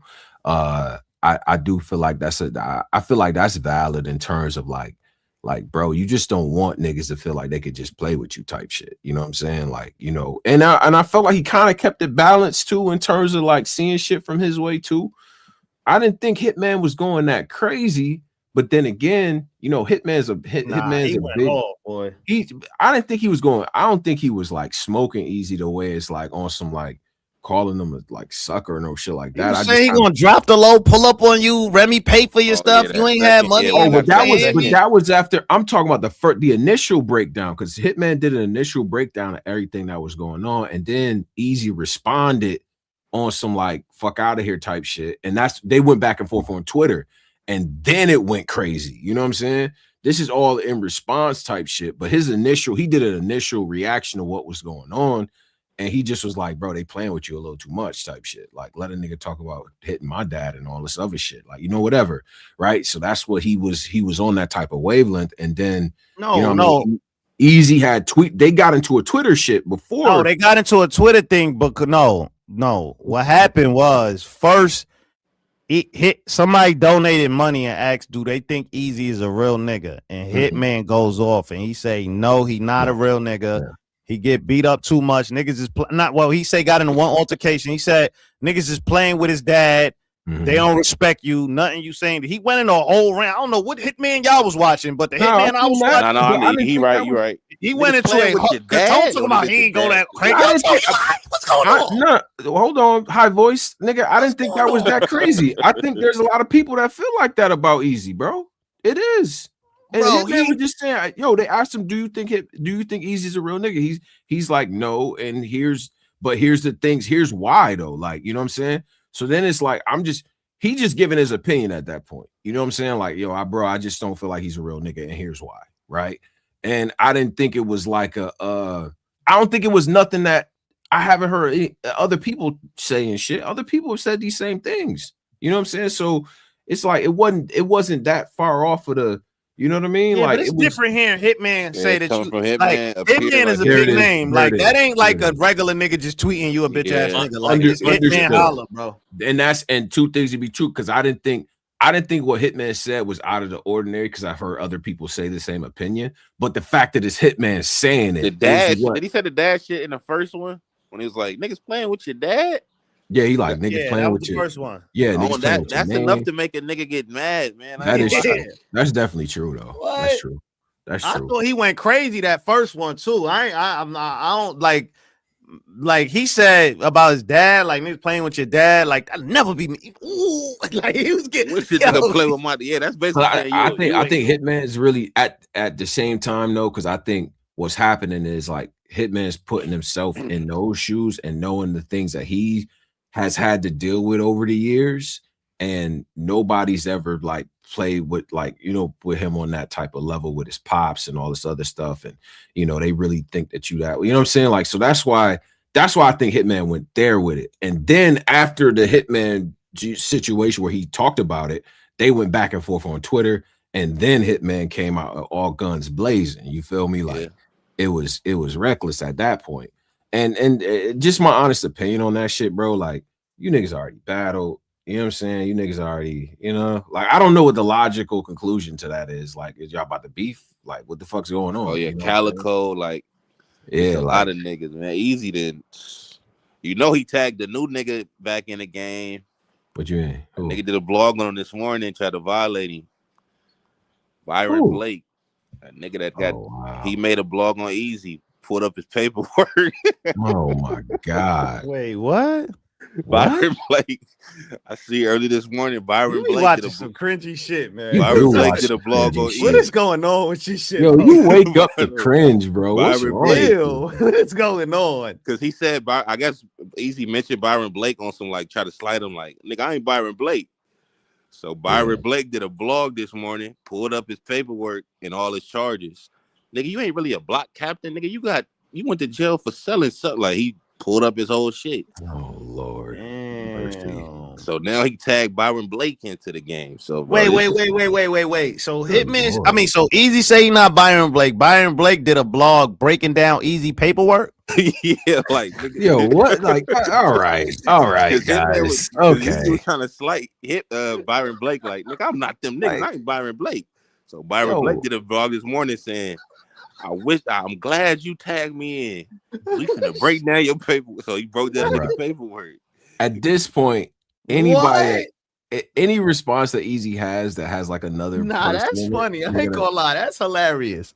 Like what? Like, bro, the tagging, that being a tagging is nasty work, right? Like, all it took was I ain't Byron Blake, and then you get a fucking document read. Oh, you slighting me. Don't be putting me in this. I ain't bro. Like, yo, why, Tone? Why you allow this nigga to shoot at everybody, then when somebody shoot back, they wrong? My thing is like your response to this is you pulled up as like, nah, nigga, you ain't no black. Nigga, you just said I'm not you. All right, what we gonna see? I ain't Byron Blake. Yeah, I'm getting tagged in, nigga. Did he tagged in? Then he's like, Jesus. He pulled up his paperwork and then he just all this shit like, nigga, so you went to jail for selling 3 grams of weed. Bro, please, I'm telling y'all, watch the vlog. Yeah. Wait a minute. Wait a minute. I didn't even know about this, bro. Bro, this is a real underground. For selling 3 grams. This is a real dark web vlog. No, I'm about to say, bro, I didn't even hear about this, man. Like, what's going on? He with it for he put up all this shit. Holy shit! So he went to jail on a misdemeanor. He put up all this shit. I'm not saying it's not a fair game tagging. It's just like, when does this? It's like more and more people keep getting implemented every day type shit. Like, it's like he keep tagging niggas in, bro. He always tagging somebody. That is easy problem though. He always got to bring it. Ask Froze. He always got to bring another nigga in there. Oh yeah, ask Froze. That is Froze got it. That's what I'm saying. Like, yo, he gotta learn to address shit without tagging niggas in, because that be a lot of the problems. Yeah, the tagging. If you don't tag a nigga in, just fight your own shit. You more powerful. He be tagging niggas in. Froze had me crying. He said, "What you mean, ass Froze? Like, what? Why I gotta be? If I'm not part of none of this shit that's going on, bro." Yeah. Like, okay. Nah, that had yo. All right, so wait, hold on. Let's get through some of these topics. So now, off the Hitman and Eazy one, right? Now. Oh, hold on. I gotta put this. I'm gonna put the link up. But Piranha, I want to get this fade list. So give me 1 second. Let me get this fade list. Let's see what the record would be like if we could. Let's get this fade list. Give me 1 second. The record and like let's see who he could beat up from the. Because this the fighting list or this like rapping? No, this the full tweet. We gonna pull this whole. I gotta my fault. I sent it to the wrong email. All right, let me pull it up. But while I pull it up, everybody, salute to everybody. We almost done, but. We still got a couple more. It's been, I ain't gonna lie. It's been, these last 3 weeks have been crazy. Yeah, this has been a good fourth quarter, man. What, man? I wish the whole year was like this. I don't, but what? Nah, because this is all drama work. Like we talked about it's like 2 rounds of battle rap and hella drama, bro. Niggas should have had the mics right. What the fuck? Niggas ain't had the microphones right, nigga. We can't. All right, man. Now, go ahead. Okay, so this is the fade list. Piranha has popped up and dropped a fade list. Okay, he dropped a fade list. He said 2026. I need my fade from Green Ranger. This is fighting. This ain't rapping. It's fighting. Fighting. Okay, fight. He want a real fade. Okay. Yes, a fade. He want fade. Line it up. He said Green Ranger. Okay. Ace I mean. She happens like she happens. Q bitch like Cuban. Wow. Hitman, Goods, Diz, Quantum, Her Life Vito, Tony Nova, and Froze. And he said, if y'all scared to come to Detroit, I'm gonna find each and every one. He said some real cryptic taking shit. I'm gonna find each and every one of you, plot on you niggas. And he said, I'm gonna if I can't fight you, you get another thing. He not getting that Diz. Like, we know Diz will really do something to these niggas. Like, if it's one nigga in battle rap that we know would do something to niggas, it's Diz. Yeah, my son Diz punched He's not playing with none of you niggas. Yeah, like, we know that. Get right with a nigga. Yeah, Diz, he don't care about none of you. He'll really squabble with a nigga. So leave Diz alone. The rest of these niggas, who else on the list? Green Ranger. I'm gonna just say names and you tell me what you think. Green Ranger. Okay. I think didn't he get him? Like they was gonna squabble. The Green Ranger had the like he was ready for work that day. He got up. I gotta go with Green Ranger because he got up out of there. You don't know what I've been through. Like whoa, like it was that was rage, bro. I don't know what happened before that. Green Ranger, I ain't gonna lie. To name him first, you got like that. I would put him in the middle. But he said based on the fact that video was out, because a lot of this shit really stem from that situation and everybody that has something to say about it type shit. So like he like because he was on with Caps, he was just basically like, I gotta do something with him before, you know what I'm saying, like before I get at anybody else, like because that's what's out there in the public domain. Okay, so Ace I mean just had your cousin in an ankle lock. Yeah, I seen he had the Jordan 12. He had a Jordan 12s twisted up. Yeah, his shoe was the other way. That was crazy. What the hell? Yeah, you know what's crazy about that picture? This nigga Snake hit me up talking about, I'm hearing that Danny got a prosthetic leg. Yo, do you know about this? I'm like, bro, y'all seen a nigga with shorts on before. Yo, I'm fucking dead. You know what's so funny about that, bro? Because the way he had Danny leg twisted, I could buy the prosthetic leg angle, bro. He had his Jordan twisted all the way around. Bro, that nigga got a prosthetic leg. Y'all seen that? No, Daddy don't got a prosthetic leg. Y'all seen the nigga with shorts on? Nah, I did too. So I know he got legs. Bro, the way he had his foot, his shoe twisted, bro. I'm like, yo, Danny, where that picture at? Where that picture at? You gotta find that shit. Yo, that nigga said he had a prosthetic. He had his shoe. He had his shoe is going the other way. It's like, yo, Danny, tap, bro, because this don't look good, bro. You know what I'm saying? Why the fuck? But and then this what make me think it's a prosthetic leg. Danny wasn't really in pain. Like he laughing and shit. He wasn't. He was chilling. I'm like, oh nah. Danny, one of them kids growing up that didn't tap. Like, nah, bro, tap. Hey, yo. No, tap out, man. Whatever, man. Whatever. Whatever. I hate you, Polo. I do. We all understood the context, man. Whatever. Nah, but Danny looked like, bro, that nigga was laughing the ankle lock off, bro. Like that. Yeah, shit he was. He was. I think I'm gonna go with Ace though, man. Yeah. I gotta go Ace, man. I seen him in a little couple squabbles. I gotta go Ace, man. Off the dime and the feds and the upper body strength and so on and so forth. Like, I gotta go Ace. Yeah. Now I'm not saying Piranha won't get with niggas. Piranha, I know he not pussy or nothing. I'm just saying, okay, we going off the squad like what we could like. This all just estimated guessing, man. Sure. What about she happens, bro?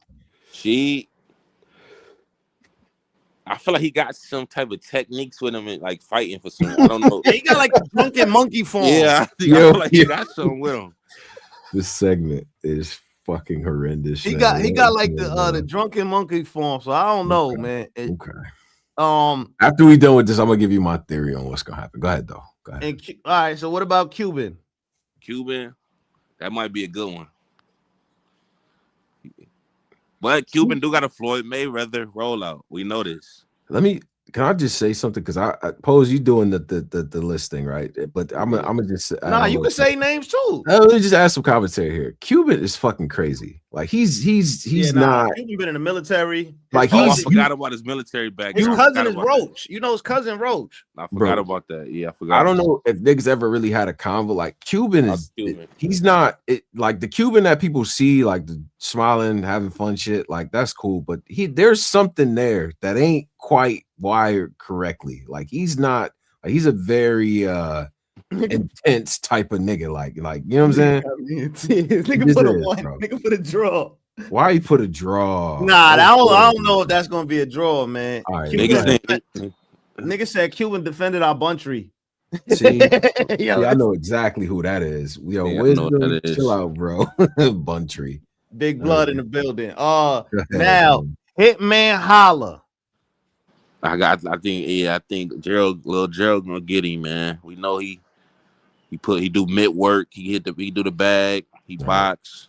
Doesn't smoke or drink. He don't smoke or drink. He might get with him, man. Yeah, I ain't gonna lie, man. Hitman itching for a fight too, man. Like you know how you could tell when a nigga just want to fight. Yeah. Hitman ready. He ready for a fight, man. Goods. He might clip Goods, man. Shout out to Goods. See what he doing? I knew he could not wait. He might clip my nigga, man. You know what, Polo? He couldn't wait to get to New York so he could do this. Yeah, this nigga's the ultimate. Bro, Diz will cook this nigga, but Goods won't. Bro, see what he doing? He could wait to Diz is arguably the top fighter in battle rap. Don't do that to Diz. My nigga Goods really snuffed the nigga in the event though. Bro. I don't know, man. Shout out to. I'm glad Goods. Like, I just don't see it, man. Maybe he can though. Shout out to Goods, man. Nah, we ain't doing. He had that. Been in the gym. Goods been in the gym. He been in the gym. So, nigga said good. Yo, we not doing. All right. So what about Diz? Nigga, it'll be a hate crime the way doing nigga Diz do, nigga. I feel like if Diz lose, like he's gonna. That nigga might blow up the whole. Nah, this J Mill shit got niggas looking at good. Like, what's going on? Nigga really just punch. Like, what? I'm not over that good. What you mean? Like, you just punch. Like, you ain't really put no thought into that one. I don't like the way they did that either. I think it's the J Mill shit. Yeah, good. You got to get back right, man. The J Mill shit got goods. Like his attributes went down, man. Wow. Fucked up. He lost. Like he don't have the same overall. He used to be like a 91. That nigga is like an 85 right now. I don't like what you're doing. I don't. Wow. I'm gonna be honest. I don't. It's like an 85 overall. He used to be a 91. Wow. You gotta get it back. Quantum physics. I think he squashed it with him on Cap shit. Them niggas might both shoot each other, man. You know they both. Niggas gonna end it Russian roulette. Them crazy niggas, man. You know these niggas both get good, you know. So I don't know. Now, Hood Life Vito is a nigga I just seen on a timeline kick a nigga head off. Jesus, who was like that? Not literally. No, like the dude. He's fighting a dude in front of like. Oh, apparently he's like the OSBL Dante like Wilder. So he fight niggas in the parking lot. He fought a nigga in the parking lot that was talking crazy in spaces. He recorded it. He was stomping this nigga out like it was bad. Like I thought he was trying to kill him. I never heard this brother. He one of them niggas though. He could squad. He got squabbles. Yeah, he could squabble. He could definitely. He probably one of the toughest names on this list, low key. That's a bad one. Now Tony Nova is a battle. We did a face off before some like years ago. I think Tony Nova or somebody. Tony Nova like one of them short brolic niggas. He might get him. Yeah, he could get Tony. Yeah, he could get Tony. He could get Quantum and Tony for sure. Okay.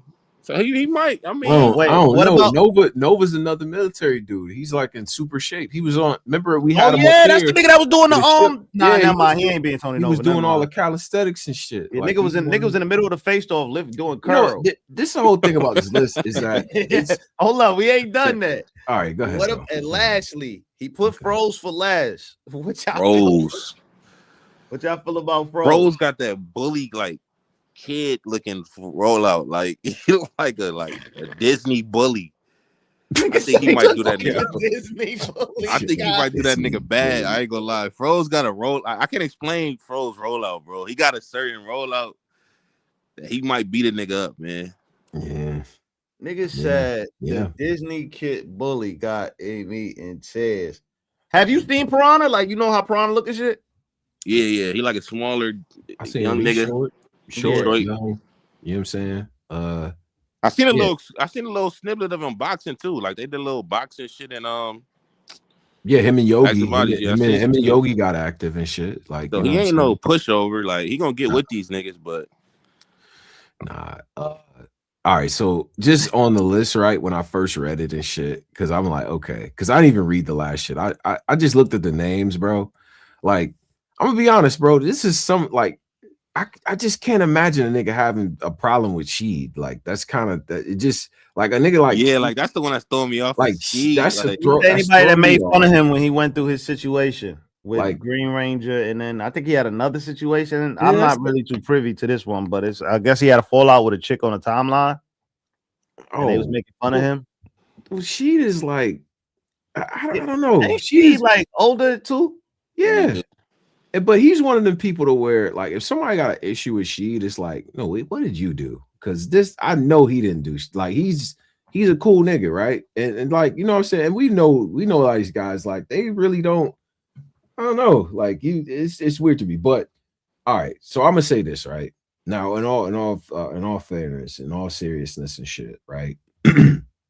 What I think is that once you get this Green Ranger shit out the way.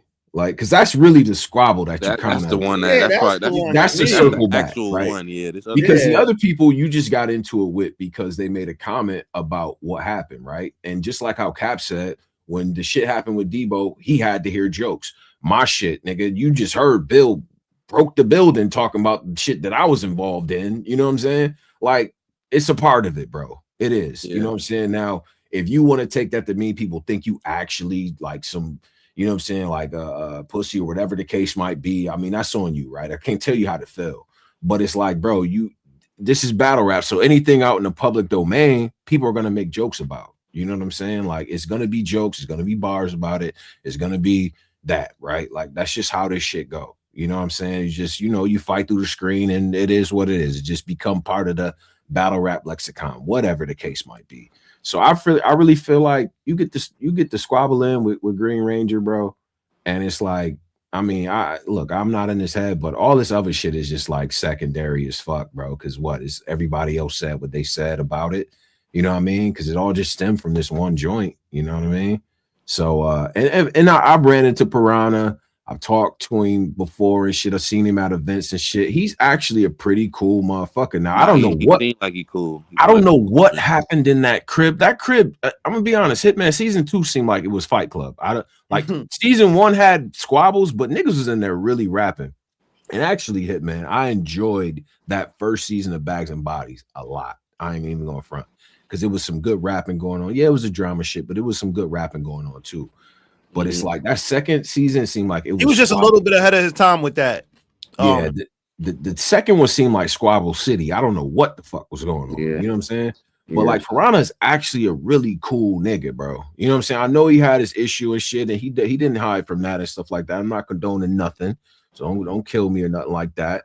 But Piranha's actually a solid motherfucker, bro. So it's just I hate that a nigga is even seriously trying to, go down this road. I think 3 Letterman had an interview. That interview, I like that 3 was kind of talking to him on some big homie, on some big bro shit, on some like, bro, like you got a son, and I agree with 3 too. That round that he had with holding his son and shit, that shit was so fucking fire, bro.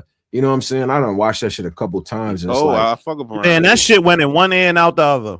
It's like, bro, you got shit to live for, man, and it's really not that deep, bro. We all know. After the 3 Letterman shit, he jumped on Cap shit and went even more crazy. I seen it. I'm like, man, you don't gotta do all that, bro. He like, you know what I'm saying? Ain't trying to hear that shit, man. Like, I ain't in front. He said a lot of 3. That joint was real, but I'm just saying, nowadays, these niggas ain't trying to hear that, man. Yeah, so I just hope that this, like maybe it's other people in his life that's more influential to him that could, you know what I mean, let him know or talk to him or whatever the case might be, bro. But out of everything on this list, man, get to squabble with Green Ranger and let that shit be what it is, bro. And it's not like motherfuckers don't know you ain't talented, my nigga. You know what I'm saying? Like battle rap, this shit done been through so much stuff, bro. What you went through ain't even enough to get a nigga up out of here type shit. You had a situation that you handled, you know what I'm saying? You got into something with Green Ranger, people still fuck with you. So that'd just be my thing. You feel me? Like, and like I said, man, I've been around Piranha, man. He's a cool ass nigga, man. So it's like, damn, son. Like, it just kind of caught everybody off guard. That last sentence is bonkers. Like, it's like the Hassan Campbell shit. That's why I kind of cut that off, but yeah, the Hassan Campbell shit that's going around be like, y'all. Hassan Campbell. I didn't know that was Harlem Legend. He was balking on like that. What happened? When he never seen it, so it's this clip that got like 10 million views. It's Hassan Campbell crashing out, nigga. It's Harlem. He like, nigga, fuck that. I'll give you my gun, nigga. Let's die together. I'm ready to die. He said, matter of fact, let's meet up at the precinct. I bring my gun, you bring your gun. Let's both throw our lives away, right? Like, let's. I'm gonna have 70,000 in my pocket. If you kill me, you could take the 70,000 as well. Let's do it. He said, I hate you, nigga. Let's die. That's how he ended it, bro. God. It is you remember how Mike Tyson did that speech after he won his shit. My defense is impregnable and my style is impetuous and all this other shit, right? It is the crash out version of that. Like, yo, let's shit. Die. Like, I'll put it in the group chat. I'll put the message in the group chat after. Bro, that nigga went crazy, son. And then the way they do the TikTok edits, they like cut everybody else out. But Harlem Legend, just his face, like with his mouth open, like, yo, did he really just say that? This nigga going crazy on him. Nigga, like, let's bang out, nigga. I want to die. Do you? Because it's such an elite crash out. Bro, that's such a cheat code when a nigga say, I'm like, all right, let's die. What? What do you say? What do you say to that? Like, that's shit to that shit.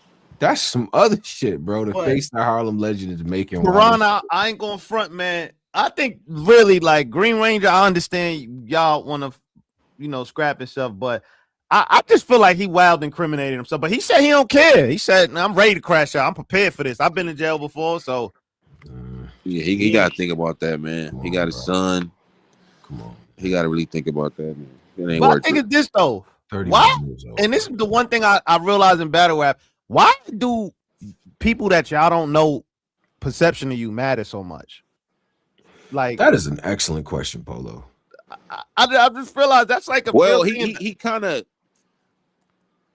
gave a little in the psyche of like why he's like doing this, because he kind of saying battle rap is all he had. He didn't go to school. He dropped out. He started battle rap when he was 18.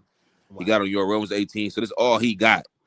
Okay. So he feel like after that domestic violence situation and then the Green Ranger shit, niggas stopped fucking with him. Like niggas don't want to book him, no nothing. So he just like, nigga, I'm crashing. Like I don't care no more. Yeah, but this ain't gonna make them want to book you. They definitely ain't booking you now. Like you just said, you shooting at least. And I thought I seen like, because I follow him and shit like that. But I thought I seen a little message of him and Shorty kind of reconciling the situation. No, they got back together. Right, and like, and that'd be the thing about a lot of like domestic violence. Shorty that he had the alleged, well, yeah, like he had the situation, but he admitted to it and he said, okay, yeah, he admitted, okay, then yeah, you know what I'm saying? He's like, bro, like, nah, that was some wrong shit, like, you know what I mean, as a man type shit, you know, and it's just like, look, man, he's battled since then, you know what I mean, and it's just like, it's not like it's a situation to where, you know, it went to some other, you know, level type shit or whatever, and I just feel like this right here, though, this here, that's what'll actually get you blackballed. Like I just feel like brothers need to understand, like when one door closed, that don't mean your life is over. That don't mean like you're gonna stop getting opportunities. It's other way. You just gotta step your hustle up, figure out other avenues to go. Battle rap not working. Maybe it's time for me to be a rapper. Maybe it's time for me to explore songwriting. Maybe it's time for me to figure out like if I could write songs for shows and do it's mad other avenues to get money, especially if you're a writer. Most battle rappers are writers. So like, I just feel like this right here is the ultimate crash out. Like, and the reason to me, honestly, it's some real kiddie shit. Like, all right, yo, these niggas was making, well, no, one of them, I think with the posting your mom thing, that's different. I don't know about that. Yeah, but I'm saying the other stuff, like the Green Ranger shit, we seen that fall out. The froze or Hitman, like all these is not good reasons to fight. I'm just being honest, but yeah, and he's saying he's blackballed now, so he can't even get on Calico League. But I don't even think. But see, that's the thing. Is like he's battled since then, right? And it's like, I didn't get the sense that he was. No, he's battled. He said it. He said on Cap shit. He's like he battled after that, and it's like, bro, I didn't get the sense that you was like blackball type shit, you know what I'm saying? Like I didn't get that. Like I would have, you know, we kind of know who niggas ain't fucking with type shit, and it's like, you know, I didn't get the sense you was blackball. Like that was news to me. That I didn't know it was blackball. Niggas wasn't fucking with you because I didn't know that, man. First off, he got into it with P and BZ. Oh yeah, I forgot about that. Damn. Yeah, that's. And he had the situation at the King of the Dot event. Then, I mean, he was on Hitman show. I'm just naming all the leagues. Like, where else is he gonna go? Like, that's essentially you being black. But he said on Cap shit he cool with T-Top, right? And then he said then he's in Detroit. T-Top is like straight drop is like URL kind of like they drop on URL app, so they not gonna fuck with you. Like if URL don't fuck with you, they not gonna fuck with you. But then it's like you right there in Detroit, Michigan got like 3 different leagues and shit that they do shit on. Nigga, you better go start cooking niggas on Cal League. It's like you could do like Calico, you cool with him. Cal be throwing shit, you know what I'm saying? It's a couple other little leagues around there too.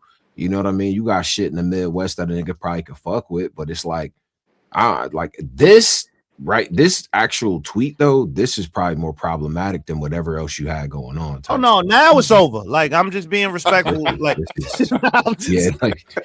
this is I'm just being respectful. Salute Piranha. Piranha, yo, no funny shit. We actually got into it with security guards in North Carolina. I was with Piranha. Niggas in a situation. We almost got it mixing with the security. And it's funny that he put this list there because I'm laughing because I'm just thinking about it like, yo, this is dead ass. So I know he is really about what he say, but it's just like tweeting this is done. It's over. Now it's over. Like you might have had a 10% chance of getting a TBL booking. Yeah, that's gone.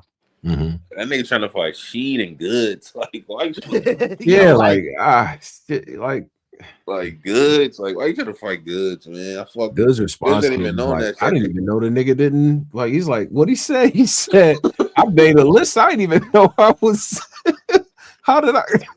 Nah, Goods blog had me. I ain't gonna lie, man. It's been a real good month for like blogs and shit. Like everybody been active. Like I'm just saying, like even though this is crazy, but Goods blog had me crying, son. Like that nigga. Oh, you made a blog about it? I gotta watch yeah, well, the Piranha shit. I think everyone on this list is handling it on their like a way of like what, like yo, what? All right, what? What? How the fuck maybe am I like on just this? marketing? Maybe he can't be serious. No, his interview. No, forget about the interview. The spaces. I was not posting that shit to my page. Oh, I'm like, no spaces. He wanted spaces. And Verb shit. He like, you don't care if I go to jail. I'm shooting niggas. I'm like, what? Yeah, I gotta. Yeah, this nigga Verb like, well, we don't got a problem, right? That